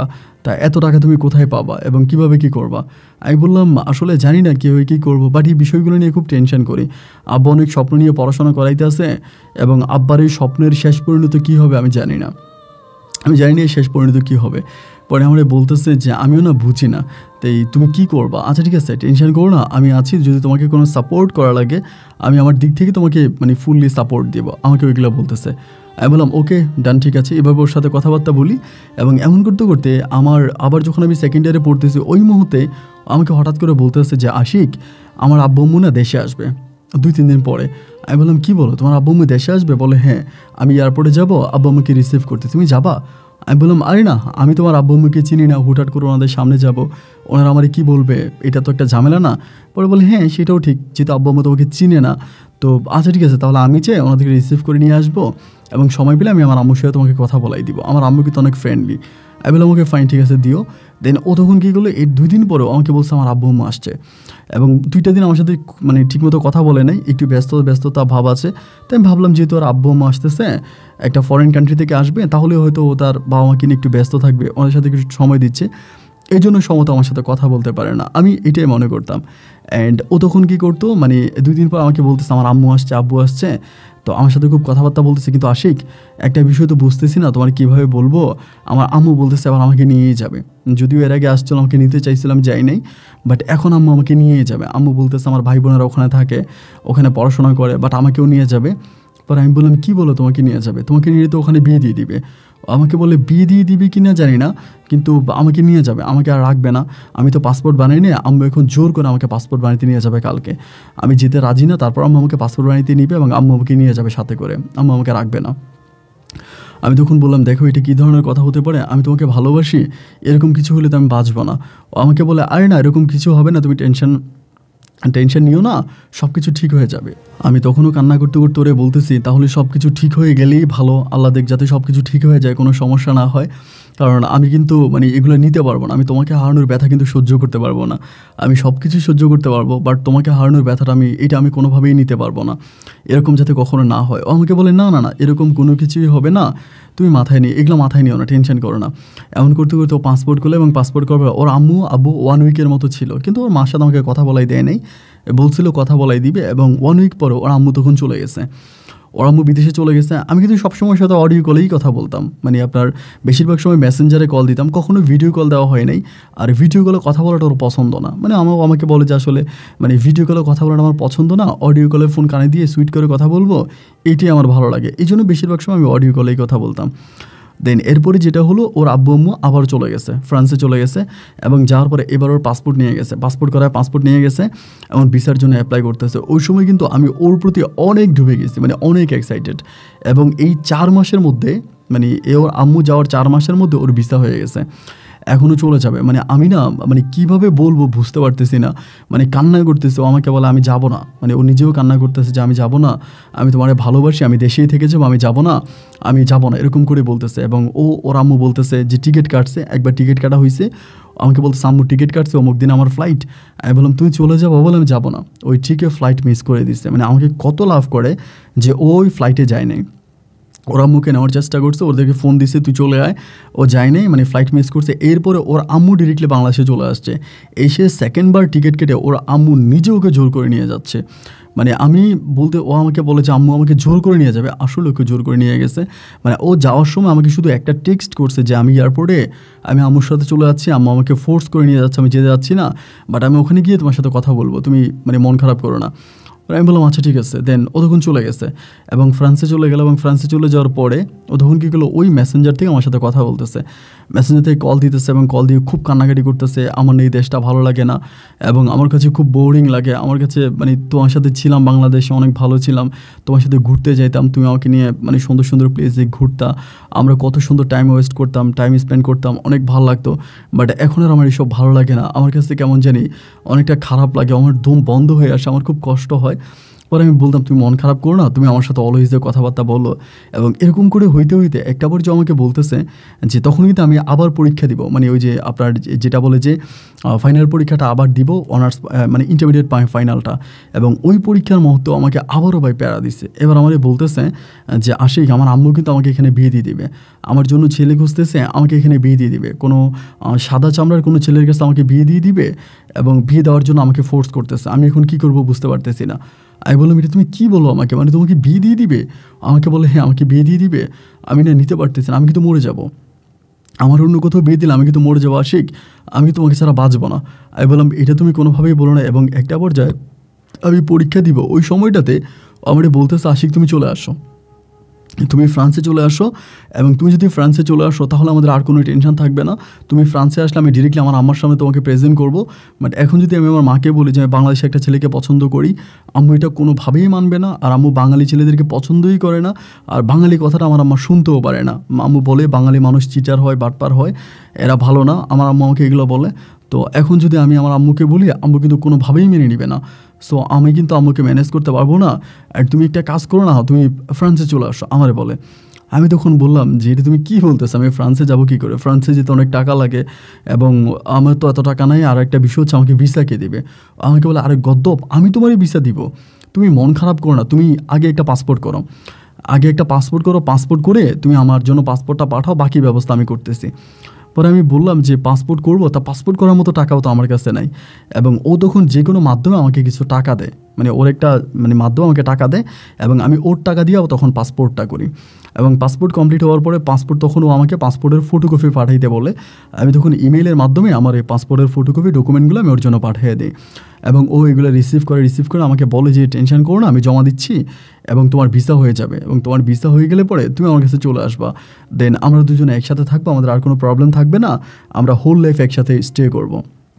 তাই আমি ভাবলাম যে গুড লাক, সব কিছু ঠিক আছে, ও যদি আমাকে নিয়ে যায়। আর আমিও এটা চিন্তা করতেছি ভাই, মানে ইন্টারে তো একবার ফেল করলাম এবং পুনরায় আবারও পড়তেছি, দেখা গেলো যে এরপরে ইন্টারমিডিয়েট না হয় পাশ করলাম, অনার্সে ভর্তি হলাম, অনার্সও শেষ করলাম, মানে আমার আব্বা আম্মা আমাকে পড়াশোনা করাইতেই মরে যাবে, মানে আমি পড়াশোনা শেষ করে একটা জব পাবো সেটার কোনো নিশ্চয়তা নাই, যে আমার ফ্যামিলি ব্যাকগ্রাউন্ডের যে অবস্থা, আমার কোনো চাচা নাই, জ্যাঠা নাই, খালু নাই, যে আমার বাপের কোনো তেমন মানে অর্থ সম্পদও নাই, টাকা পয়সাও নাই, যে আমাকে ভালো একটা জব আমার আব্বা দিতে পারবে। একটা ফিউনে চাকরি করতে গেলে আজকে 7-8 লাখ টাকা ঘোষ লাগে, তাই আমার আব্বা আমাকে এত টাকা দিবে কোত্থেকে, আমাদের তো আর এত টাকা নাই। তো এখন আমি কী করবো, মানে চিন্তা করতেছি। তো ভাবতেছিলাম যে মানে ও যেটা বলতেছে এটাই আসলে অনেকটা বেটার হবে আমার জন্য, আমি ফ্রান্সে চলে যাব এবং ফ্রান্সে গিয়ে ওর সাথে একসাথে থাকবো, আমরা একসাথে ওর সাথে থেকে আমি আমার লাইফ লিড করবো। দেন ও আমাকে বলতেছে আমি যদি চলে যাই তাহলে ও আমাকে বিয়ে করবে, এবং বিয়ে করার পরে আমাদের কাগজপত্রগুলো মানে রেসিডেন্সিয়ালগুলো খুব ভালোভাবে হয়ে যাবে, পাসপোর্ট হয়ে যাবে, ওই দেশের নাগরিক হয়ে যেতে পারবো। আমি তো ভাই মোটামুটি অনেক খুশি, পাসপোর্ট পাঠাইলাম, এবং পাসপোর্ট পাঠানোর পরে ও তখন পাসপোর্ট ওখানকার একটা এজেন্সিতে জমা দেয় ভিসার জন্য, এবং জমা দেওয়ার পরে আমার বলতেছে আশিক কিছু মনে করো না, তোমাকে একটা কথা বলি, আমি তো এখানে আসছি নতুন, আর আমার আম্মু কিন্তু বুঝে গেছে যে আমি তোমার জন্য অল্প কিছু টাকা পাঠাইছিলাম বাংলাদেশে, আমার আম্মু কিন্তু বুঝে গেছে যে আমি বাংলাদেশে কোনো ছেলের জন্য টাকা পাঠাইছি, এবং এইটা বোঝার পর আমার আম্মু কিন্তু আমাকে খুব পাহারায় রাখছে, মানে খুব পাহারায় রাখছে, ইভেন আমাকে কোনোভাবে আমার আম্মু ঘরের বাইরে যেতে দেয় না, আমাকে নজরে নজরে রাখছে। এখন তুমি কিন্তু আমাকে টাকা দিতে হবে, টাকা দিলে কিন্তু আমি ভিসার এখানে জমা দিব। আমি বললাম মানে আমি টাকা দিব, আমি কোত্থেকে টাকা দিব? ও আমাকে বলে আরে ভিসার জন্য তুমি টাকা দিবা না, তোমার তো ভিসার জন্য আমি তো কম টাকায় ভিসা করে দিব, অনেক কম টাকায় ভিসা হয়ে যাবে, আমি একটা এজেন্সিতে জমা দিয়েছি, ওইখানে তুমি টাকা দিলেই পরে ভিসা হবে। আর তুমি তো জানো আমার আম্মু আমাকে খুব গার্ডের মধ্যে রাখছে, এবং আম্মু বুঝে গেছে যে বাঙালি কোনো ছেলের সাথে আমি রিলেশনে আসি, দেন আম্মু আমাকে কোনো টাকা পয়সা কিন্তু দেবে না, আর আমিও বাসা থেকে কোনোভাবে কোনো টাকা পয়সা নিতে পারবো না। সো তোমার ভিসার টাকাটা তোমাকেই ম্যানেজ করতে হবে, তুমি টেনশন কেন করতেছো? তুমি এখানে এসে যদি জব করো তাহলে 2 মাসের জব করলেই তুমি সব টাকা শোধ করে দিতে পারবা। পরে আমি বললাম তাহলে যেন কত টাকা লাগবে? আমাকে বলে আপাতত তুমি 4 লাখ টাকা দিলেও হবে, আপাতত 4 লাখ টাকা দিয়ে দিবা, দিয়ে দেওয়ার পরে ভিসাটা প্রসেস হয়ে গেলে তুমি যখন অ্যাম্বাসি ফেস করবা এরপরে বাকি টাকা দিবা। পরে আমি তখন বললাম যে কী বললা তুমি, আমি 4 লাখ টাকা কোত্থেকে দিব? তুমি তো আমার সাথে চলাফেরা করছো, আমার সম্বন্ধে তুমি সবই জানো এবং তুমি তো সবই বুঝতেছো যে আমি কীভাবে চলাফেরা করি, কীভাবে ছিলাম। এখন 4 লাখ টাকা আমি তোমাকে কীভাবে দিব? ও তখন আমাকে বলতেছে, তুমি 4 লাখ টাকা দিতে পারবা না? তা 4 লাখ টাকা না দিতে পারলে তুমি আসবা কেমনে? তুমি এটা কী বলতেছো? তুমি ফ্রান্সের মতো একটা দেশে আসবা 4 লক্ষ টাকা দিয়া? তুমি এটা করবা না? মানে আমি না তোমার কথা বুঝি না, তুমি কী বলতেছো এগুলা? আমি বললাম, দেখো সুইটি, আমি তোমার কথা বুঝতেছি, তুমি যেটা বলতেছো তোমার কথা সবই ঠিক আছে। আমি 4 লাখ টাকা দিয়ে ফ্রান্সের মতো একটা দেশে যাব, এইটা তো আমার জন্য অনেক বড় একটা বিষয়। কিন্তু এখন এই 4 লাখ টাকাও যে আমাদের ফ্যামিলিতে নাই। ও তখন রাগ করে ফোন কেটে দেয়। মানে এরপরে আর ফোন দিলেও ফোন রিসিভ করে না এবং একটা পর্যায়ে ফোন রিসিভ করে খুব রাগারাগি করতেছে আমার সাথে যে তুমি 4 লাখ টাকা দিয়ে ফ্রান্সে আসতে পারবো না, আমি তোমার সাথে কেন রিলেশন করলাম? এখন আমার ফ্যামিলি আমাকে ডাউট করতেছে, আমার মা আমাকে সন্দেহ করে, বাবা সন্দেহ করে, এবং ওরা যদি এইভাবে সন্দেহ না করতো তাহলে আমি বাসা থেকে কিছু টাকা ম্যানেজ করতে পারতাম। এখন তো আমি বাসা থেকেও টাকা ম্যানেজ করা তো দূরের কথা, আমার আব্বা আম্মা আমার ফোন চেক করে আমি কারোর সাথে কথা বলি কি না। আমি যেহেতু দীর্ঘদিন বাংলাদেশেই ছিলাম, তো আম্মু বলতেছে কোনো বাঙালি ছেলের সাথে মেবি আমার কোনো রিলেশন আছে, এই জন্য আমাকে অলওয়েজ এই গাড়ির মধ্যে রাখে, পাহাড়ের মধ্যে রাখে। এখন আমার পক্ষে তো কোনো কিছু করা পসিবল না, আমি তো কিছু করতে পারবো না। এখন তুমি যদি এটা অ্যাটলিস্ট তুমি যদি এই ছোট্ট কাজটাও করতে না পারো, তাহলে প্লিজ তুমি আমাকে মাফ করে দাও, আমি আসলে তোমার সাথে স্টে করতে পারবো না। আমি তখন ভাই আমার মনে হয় কলিজাটা ভেঙে গেছে, যেটা কীভাবে সম্ভব? এটা তো হতে পারে না যে ও আমার হবে না।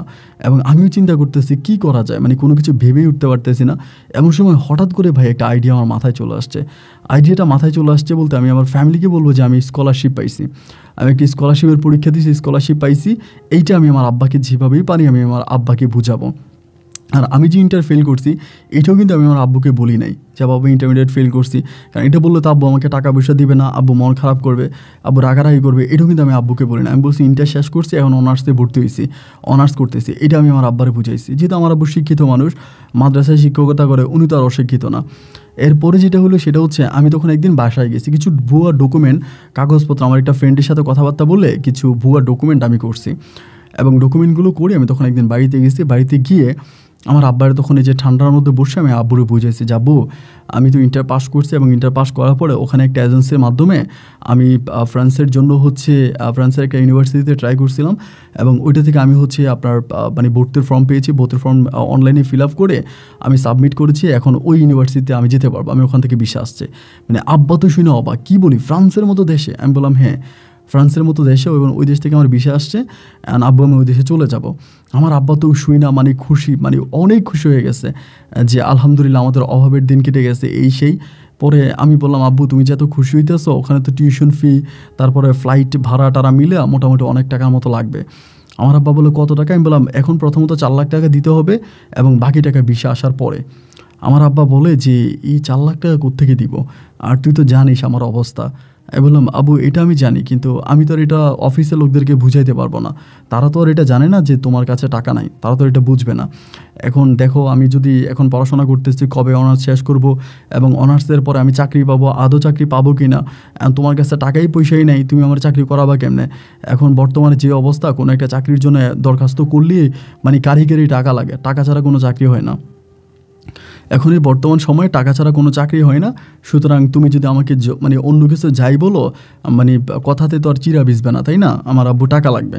পরে আব্বু আমারে বলতেছে আমি এত টাকা কোত্থেকে ম্যানেজ করবো, এবং তুমি যেমনি পারো ম্যানেজ করো, আমি আর মানে ইয়েতে যাবো না, মানে আমি আর মানে ভার্সিটিতে আর পড়বো না, আমি ভার্সিটি থেকে বলে টলে চলে আসছি, এবং আমি যে বাড়িতে আসছি আমি একেবারে চলে আসছি, এটা আব্বারে বলে দিচ্ছি, কিন্তু আমি একেবারে আসি নাই। পরে আমি বাড়িতে মধ্যে পড়ে আছি, আমার আব্বা তখন এরকম করতেছে সেরকম করতেছে, এমন করতে করতে হুট করে আমার মা তখন আমার আব্বারে বললো একটা কাজ করো, নাহলে আমাদের যে বিছনাটা আছে, ভিটাটা আছে, ওইটা বিক্রি করে দাও, মানে আমাদের বাড়ির পাশে যেটা একটা ফসলি জমি আছে ওইটা বিক্রি করে দাও। আমার আব্বু তখন আমার আব্বু তখন বলতেছে কি বলো, এটাই তো আমার শেষ সম্বল।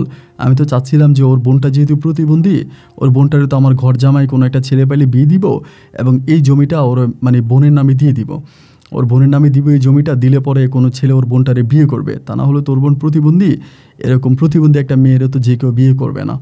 আমার আব্বা এটা বলতেছে। আমার আম্মা বলতেছে তা তোমার ছেলে যদি ফ্রান্সে যায় এবং ফ্রান্সে গিয়ে সে টাকা পয়সা ইনকাম করবে, অ্যান্ড একটা পর্যায়েও দেশে টাকা পয়সা পাঠাবে, সেই টাকা দিয়ে আমরা আরও জমি কিনবো, সমস্যা কী? এটা বলতেছে। এখন আম্মার কথাটা শুনে আমি তখন অত্যাধিক খুশি হইলাম।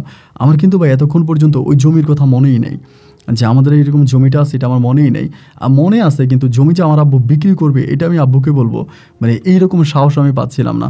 পরে আলহামদুলিল্লাহ আমার আব্বু তখন জমি বিক্রি করার পয়সালা করতেছে এবং লোকে কথাবার্তা বলতেছে। এরকম করতে করতে আমাদের এই জমিটা 12 লক্ষ টাকা আমার আব্বা বিক্রি করে। যদিও এটার বর্তমান এখন যদি আমরা বিক্রি করতাম, এখন বিক্রি করলেও 40 লাখ টাকা বিক্রি করা যেত। একেবারে মেইন রোডের পাশে খুবই সুন্দর একটা জায়গা, অনেক বড়। 12 লাখ টাকা জমিটার দাম উঠছে। দাম ওঠার পরে আমার আব্বা তখন জমিটা বিক্রি করে দিবে। এখন আমি তখন এই জিনিসটা হচ্ছে সুইটিরে জানালাম যে সুইটি, এমন এমন ঘটনা, আমার আব্বা তো জমি বিক্রি করতেছে এবং জমির দাম 12 লাখ টাকা। ওই দোকান আমাকে বলে তাড়াতাড়ি বিক্রি করে তুমি টাকা পাঠাও। তো এবার আমি জমিটা বিক্রি করছি। বিক্রি করার পরে আমার আব্বু তখন টাকা পাইছে। এবার টাকা পাঠানোর পরেও ও টাকা পাওয়ার পরেও আমার বলতেছে যে এটা তো ভিসার জন্য তো প্রায় তোমার তো 15 লাখ টাকার মতো খরচ হবে, এখন তুমি 12 লাখ টাকা পুরো টাকারে আমার পাঠিয়ে দাও। আমারই বলতেছে। আমি বললাম জান তুমি না বললা যে 4 লাখ টাকা। ও বলে আরে বাবা 4 লাখ টাকা বলছিলাম আপাতত, ভিসার দাম কি 4 লাখ নাকি? তুমি ফ্রান্সের মতো একটা দেশে আসবা 4 লাখ টাকা দিয়ে আসবা? তাই বললাম তাহলে কত দিতে হবে? ও বলে তুমি 12 লাখ টাকায় পাঠাই দাও। এটা থেকে যদি কিছু টাকা বাঁচে, ধরো যদি 1-2 লাখ টাকা বাঁচলো, যদি বাঁচে তাহলে ওই টাকাটা তুমি এই দেশে আসার পরে, এখন তো আমি তোমাকে ডিরেক্টলি কোনো প্রোটেকশন দিতে পারবো না, এটা তো বাংলাদেশ না, এটা তো ফ্রান্স, আমি তো বাসা থেকে বেরোতে পারবো না। এবং বাকি টাকাটা নিয়ে আমি তোমার জন্য কোনো একটা রুম ভাড়া করব, বা তুমি ঢাকায় যেরকম ছিলে ওরকম কোথাও থাকার একটা ব্যবস্থা করব, তুমি পুরো টাকাটাই পাঠিয়ে দাও। আমি বললাম পুরো টাকা আমি কীভাবে পাঠাবো? আমার আব্বা কি আমাকে দিবে? ও দোকানে আমার বলতেছে আরে বাবা দিবে না কেন, না দেওয়ার কী আছে, তুমি টাকা পাঠাও। পরেও আমাকে একটা অ্যাকাউন্ট নাম্বার দেয় এবং অ্যাকাউন্ট নাম্বারে আমাকে বলে তুমি তো আর সরাসরি ফ্রান্সে টাকা পাঠাইতে পারবে না, বাংলাদেশে একটা অ্যাকাউন্ট নাম্বার দিচ্ছি, তুমি ওই অ্যাকাউন্টে টাকা পাঠিয়ে দাও এবং সেখান থেকে এই ভদ্রলোক তখন এখান থেকে ডলার সিস্টেম করে আমাদেরকে দিয়ে দিবে। এটা আমারই বললো। তো আমি তো আর ফ্রান্সে ডিরেক্টলি টাকা পাঠাতে পারবো না। তাই আমি বললাম যে আচ্ছা ঠিক আছে, তাহলে আমি এটাই করবো। পরে আমি আব্বারে বললাম যে আব্বা ওইখানে তো এখন দিতে হবে 4 লাখ টাকা এবং বাকি টাকা পরে দিতে হবে। তো সম্পূর্ণ টাকাটা যদি আমি একসাথে দিয়ে দিই তাহলে হয়তো আমার 2-1 দিনের মধ্যে ভিসা হয়ে যাবে, 2-1 দিনের মধ্যে টিকিট হয়ে যাবে। আমার আব্বারে বলতেছি। আমার আব্বা বলে কত? আমি বললাম 12 লাখ। আব্বু তখন বলতেছে কি বললি 12 লাখ টাকা? আমি বললাম হ্যাঁ 12 লাখ। তো আমার মা আবার আমার খুব সাপোর্টে, আমি যা বলি মা তাই শোনে। আমার আম্মু আমার কথার বাইরে জানা। আম্মু আবার আব্বুরে বলতেছে যে 12 লাখ টাকা তো কী হয়েছে, ফ্রান্সে যাচ্ছে 12 লাখ টাকা দিয়ে, তুমি বুঝতেছো? ও যাক তুমি টাকা দাও। আমার আব্বু তখন টাকাগুলো দিতেছে। ভাই আমি মনে এই দৃশ্যটা আমার জীবনে কখনোই বলবো না।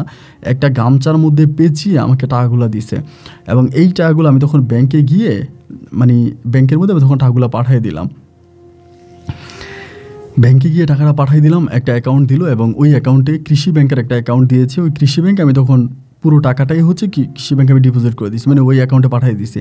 পাঠিয়ে দিয়ে আমি তখন ওরা মেসেজ দিলাম যে আমি তো টাকা পাঠিয়ে দিয়েছি। আমাকে বলে তাহলে ঠিক আছে 1 আওয়ারের মধ্যে এখানে টাকা চলে আসবে। এবং 1 আওয়ার পরেও আমাকে বলতেছে আমি টাকা পাইছি, সমস্যা নাই, এবং এই টাকা হচ্ছে জমা দিয়ে দিছে, টাকা জমা হয়ে গেছে, কয়েকদিনের মধ্যে তোমার ভিসা হয়ে যাবে, এটাও বলতেছে। এবং কয়েকদিনের মধ্যে ভিসা হয়ে যাবে এটা বলার পর আমি ওয়েট করতেছি। যেদিন টাকা দিলাম ওই দিন ওর সাথে কথা হলো, এর পরের দিন কথা হলো, এর পরের দিনে হঠাৎ করে ওর ওই আইডিটাই আমি খুঁজে পাচ্ছি না। যে আইডিতে আমি ওর সাথে কথা বলতাম আইডিটাই আর খুঁজে পাচ্ছি না, ফেসবুকের আইডিটা। আইডিটা খুঁজে না পাই তখন পাগলের মতো হয়ে গেলাম। কী ব্যাপার, আইডি কেন বন্ধ? পুরো আইডিটাও ভ্যানিশ, আইডিয়ে পাচ্ছি না। আমি তখন পাগলের মতো হয়ে গেলাম, কিরে আইডি পাইতেছি না। এখন এই কথা যদি আমি আমার আব্বা আম্মারে বলি তারা কিন্তু ডিরেক্টলি হার্ট অ্যাটাক করবে, আমার আব্বাও হার্ট অ্যাটাক করবে, আমার আম্মাও হার্ট অ্যাটাক করবে, ওরা দুজনেই মারা যাবে। আমি তখন কী করবো, আমি বুঝতে পারতেছিলাম না যে এই মুহূর্তে আমার কী করা উচিত। আমি কোনো প্রশাসনকে জানাবো, কোনো পুলিশকে জানাবো, কোনো বড় ভাইদেরকে জানাবো, তা জানাইয়া কী করব? যদি আমার আব্বার কানে চলে আসে, যদি আমার আব্বা জেনে যায়, আমার আব্বা তো মরে যাবে। আমার আব্বা এই প্যারা এই ধাক্কা আমার আব্বা সইতে পারবে না। ও আল্লাহ, আমি এবার কী করবো? আমার হাত পা পুরো ঠান্ডা হয়ে যাচ্ছে, হাত পা ঠান্ডা হয়ে যাচ্ছে। এরই মাঝে আমার আব্বা টাকা দেওয়ার পরে আমার আব্বা বলতেছে কি রে তুই না বললি 2-3 দিনের মধ্যে ফ্লাইট হয়ে যাবে, 2-3 দিনের মধ্যে ফ্লাইট হয়ে যাবে, তা তোর ফ্লাইট কবে হবে, ফ্লাইট হচ্ছে কবে? এরকম করে আমি আব্বুরে বলতেছি আব্বু হবে আর কি ঘুরেইতে আসি। আর এদিক দিয়ে তো ওর ওই আইডিটা আমি বারবার আস করতেছি, ওর আইডিটা তো আমি পাই না, আইডি পুরো ডিএক্টিভ করে দিছে, ওই আইডিটাই টোটালি। আমি বুঝে গেছি যে ও ফেক। এখন ও যে ফেক এটা তো আমি আমার পরিবারকে বুঝাইতে পারবো না, আমার পরিবার তো এটা আর বুঝবে না। লাস্ট পর্যন্ত দেখলাম যে আমার যে ফ্লাইট হচ্ছে না, আমার আব্বা আম্মা কিন্তু টেনশনে পড়ে গেছে, যেহেতু এতগুলো টাকা আমাকে দিছে এবং এই টাকাগুলোর কি হয়েছে না হয়েছে, এখন যে আমার ফ্লাইট হইতেছে না, আমি আবার টাকা মায়ের খেতেছি কিনা। আমার আব্বা কিন্তু আস্তে আস্তে করে খাওয়া দাওয়া বন্ধ করে দিচ্ছে, দিতেছে। আব্বু খুব টেনশনে পড়ে গেছে, বিষয়টা আব্বু নিতে পারতেছে না। পরে আমি হঠাৎ করে আব্বুরে বলতেছি আব্বু মনে হয় 2-1 দিনের মধ্যে আমার ফ্লাইট হয়ে যাবে, আমি ঢাকায় যাচ্ছি, ঢাকায় গিয়ে আমার ওই মেসে কিছু বন্ধুবান্ধব আছে, তারপরে ওইখানে যে জিনিসপত্র আছে ওইগুলো পাঠায় আমি ঢাকা দিয়ে আমি চলে যাব। আমার আব্বা বলতেছে তোর ফ্লাইটের ডেট হবে, আমি আর তোর মা গাড়ি দিয়ে যাব, তোর এয়ারপোর্টে নামাই দিয়ে আসবো, এরপরে তুই যাবি, এটাই না সুন্দর? তুই একা একা চলে যাবি, এটা কি সুন্দর হবে? আমি বললাম বাবা দেখো আমার যাওয়াটা দরকার, হ্যাঁ এখন তোমরা আমার এয়ারপোর্ট দিয়ে আসবা, আমি এরপরে যাব, এত তো কাহিনীর দরকার নেই, এত কাহিনী করে কি হবে, আমি নর্মালি চলে যাব, তোমরা আমাকে দিয়ে আসতে হবে না। এই কথা বলে আমি তখন বাড়ি থেকে চলে আসছি। বাড়ি থেকে আসার পরে আমি মেসে উঠছি, যে মেসে থাকতাম ওই মেসে উঠছি, এবং উঠার পর আমি জাস্ট চিন্তা করতেছি আল্লাহ এখন আমি কী করবো, আল্লাহ এখন আমি কী করবো। মানে এমন সময় আমি একদিন মানে আব্বা বারবার ফোন দিতে আছে, কিরে কী অবস্থা, কিরে কী অবস্থা। এক পর্যায়ে আমি কিন্তু আবার আসার সময় আমার আব্বু, তখন আব্বু অ্যান্ড্রয়েড ফোন চালাইতো, আব্বুর মোবাইলে আমি আবার ইমো চালু করে দিয়ে আসছি, ইমো চালু করে আসছি, এবং চালু করে দিয়ে আমি হঠাৎ করে আব্বুরে বলতেছি আব্বু আজকে রাতে আমার ফ্লাইট সন্ধ্যা 6টা বাজে, আমি 6টা বাজে ফ্রান্সের উদ্দেশ্যে রওনা দিব। আমার আব্বা বলে তাইলে আমি আসি। আমি বললাম না, সময় আছে মাত্র 4-5 ঘন্টা, এর মাঝে তুমি সেই রাজশাহী থেকে আইসা এয়ারপোর্টে আসতে আসতে আমার চলে যাবো আমি। পরে আব্বা আমার বলে এটা কোনো কথা হলে আমি দুজন মিলাদ পড়াইতাম, হুজুর পড়াইতাম, আমি তোর এয়ারপোর্টের গেটে দিয়ে আসতাম, এটা ভালো হতো না আব্বু? আমি বললাম আব্বু ঠিক আছে, যাওয়াটা দিয়ে কথা, আমি যাচ্ছি, তুমি কথা বললো না। মানে এরপরে আমি আর আব্বুর সাথে কথাবার্তা না বলে আমি তখন এই ফোনটা কেটে দিলাম, মানে টোটালি লাইনটা কেটে দিলাম। এবং লাইনটা কেটে দিয়ে আমি তখন এই ঘরের মধ্যে পড়ে আছি, যে সিমটা ইউজ করতাম তখন সিমটা খুলে ফেললাম। সিমটা খুলে আমি তখন ওই সিমে আবার হোয়াটসঅ্যাপ খুলি, এবং ওই হোয়াটসঅ্যাপ নাম্বারে আমি ফ্লাইটিং টাইম কখন হতে পারে ওই দেশের টাইম অনুযায়ী আব্বার আমি ইমোতে কল দিই। আব্বার আমি বলি যে আমি ওই দেশে গেলে তার নাম্বারে কল দিতে পারবো না, তোমার ইমোতে কল দিব, আমি ইমোতে তোমার সাথে কথাবার্তা বলবো। পরে আমি ইমোতে আমার আব্বারে কল দিলাম, কল দেওয়ার পরে আমার আব্বা তখন এই কলটা রিসিভ করছে। আব্বু তখন কলটা রিসিভ করছে, এবং রিসিভ করার পরে আব্বু তখন আমার সাথে কথা বলতেছে, মানে আব্বু মানে নর্মালি কথা বলতেছে। পরে আমিও আমার আব্বুর সাথে কথা বলতেছি ইমোর মধ্যে। আব্বু বলে ঠিকঠাক মতো গেছে, কোন জায়গায় ফ্লাইট হয়েছে, বা তুই কোনো মানে তো সব কিছু ঠিক আছে কি না। আমি বলে আব্বু সব কিছু ঠিক আছে, আমার কোনো সমস্যা নেই, এবং আমি খুব সুষ্ঠুভাবে আসছি, এবং আমি ঠিক আছি, আমার ইউনিভার্সিটি ক্যাম্পাসে আছি। আমার আব্বা বলে ঠিক আছে, তুই ভালো থাকিস। তখনও কিন্তু আমি ঢাকাতে, আমি তখনই মানে মেসেই পড়ে আছি। পরে ওরে খুঁজতেছি, মানে ঢাকা শহরে মানে প্রতিদিন ওরে খুঁজে বেড়াইতেছি যে মানে ওরে পাই কিনা, বা ও চলে গেল, বা ওর কোনো লিঙ্ক পাওয়া যায় কিনা, এরকমও। এবং এরকম করতে করতে প্রায় আপনার 4 মাসের মতো কেটে গেল। এবং 4 মাস পরে আমার আব্বা আমারে বারবার বলতেছে তুই টাকা পাঠাস না, দেশে টাকা পাঠা, দেশে টাকা পাঠা। পরে আমি আমার আব্বারে বললাম আব্বা তোমার একটা কথা বলি, আমি জানি না তুমি আমার এই কথাটা মানবা কিনা, যদি মানো তাইলে মনে করো তোমার মানে কপাল আসমানে লেগে যাবে, আর যদি না মানো তাহলে আব্বু তুমি কষ্ট পাবা। আমার আব্বা বলে কি? আমি বললাম আব্বু দেখো, আমি দেখে এখানে ইউনিভার্সিটিতে আসছি, এখন আমি ইউনিভার্সিটিতে যদি পড়াশোনা করতে পারি এবং এখানে যদি আমি স্কলার হতে পারি, তাহলে আব্বু আমি মানে এখানে খুব গভর্নমেন্ট অনেক ভালো জব পাবো। এটা তো বাংলাদেশের মতো না যে জব নিতে টাকা লাগবে, এখানে আমি ভালো জব পাবো, এবং আমাদের পুরো বাংলাদেশের মধ্যে আমি নাম করা একজন ব্যক্তি হয়ে যাব। এটা হচ্ছে প্রথম অপশন। আর এতে কিন্তু আমি তোমার টাকা পয়সা দিতে পারবো না, আমি যে টাকা মানে টিউশন আমার টাকা লাগবে আমি তোমার কাছ থেকে আনবো না, আমি নিজে নিজে এখানে জব টপ করে আমি টাকা পয়সা নিয়ে আমি পড়াশোনা করব। আর অন্যথায় হচ্ছে যে আমি স্টুডেন্ট মানে পড়াশোনা ছেড়ে দিয়ে আমি চাকরি করব, তা তোমার মাসে মাসে টাকা পাঠাইতে পারবো। আমার আব্বা হুট করে আমার বলে না না না, আমার মাসে মাসে টাকা পাঠানোর দরকার নেই, আমার মাসে মাসে টাকা পাঠানোর দরকার নেই, তুই বাবা মনোযোগ দিয়ে পড়াশোনা কর, এবং পড়াশোনা করে তুই তোর স্কলারটা শেষ কর। আমার আব্বা আমারে বলতেছে তুই তোর গ্র্যাজুয়েশন শেষ কর, এরপরে প্রয়োজনে আমি আর তোর মা কষ্ট করে খাবো, সমস্যা কি? আমরা তো তোর সুদের উপরে টাকা দিই না, আমরা তো জমি বিক্রি করে টাকা দিছি, তা এটা তো আমাদের নিজেদেরই টাকা, সুতরাং আমার তো আর কোনো সমস্যা না, আমি তোর বোনের নিয়ে পড়ে আছি, তুই বাবা পড়াশোনা কর। আমার আব্বা এইভাবেই তখন আমাকে সাপোর্ট দিল। সাপোর্ট দেওয়ার পর আমি তখন এই ঢাকাতে পড়ে আসি, আমি নিজে ধরেন টিউশনি করি, 2-1টা টিউশনি করি, এখানে সেখানে মানে আপনার ওই যে বেকারিতে একটু কাজ করি, আবার টিউশনি করি, এইটা ওইটা করে, পড়াশোনা কিন্তু তখন টোটালি বন্ধ। বেকারিতে কাজ করতাম, টিউশনি করতাম, পড়াশোনা এইভাবে মেসে পড়ে থাকতাম, এরকম করে খুঁজতে মানে আমার মানে তখন আমি পুরো পাগলের মতো আছি।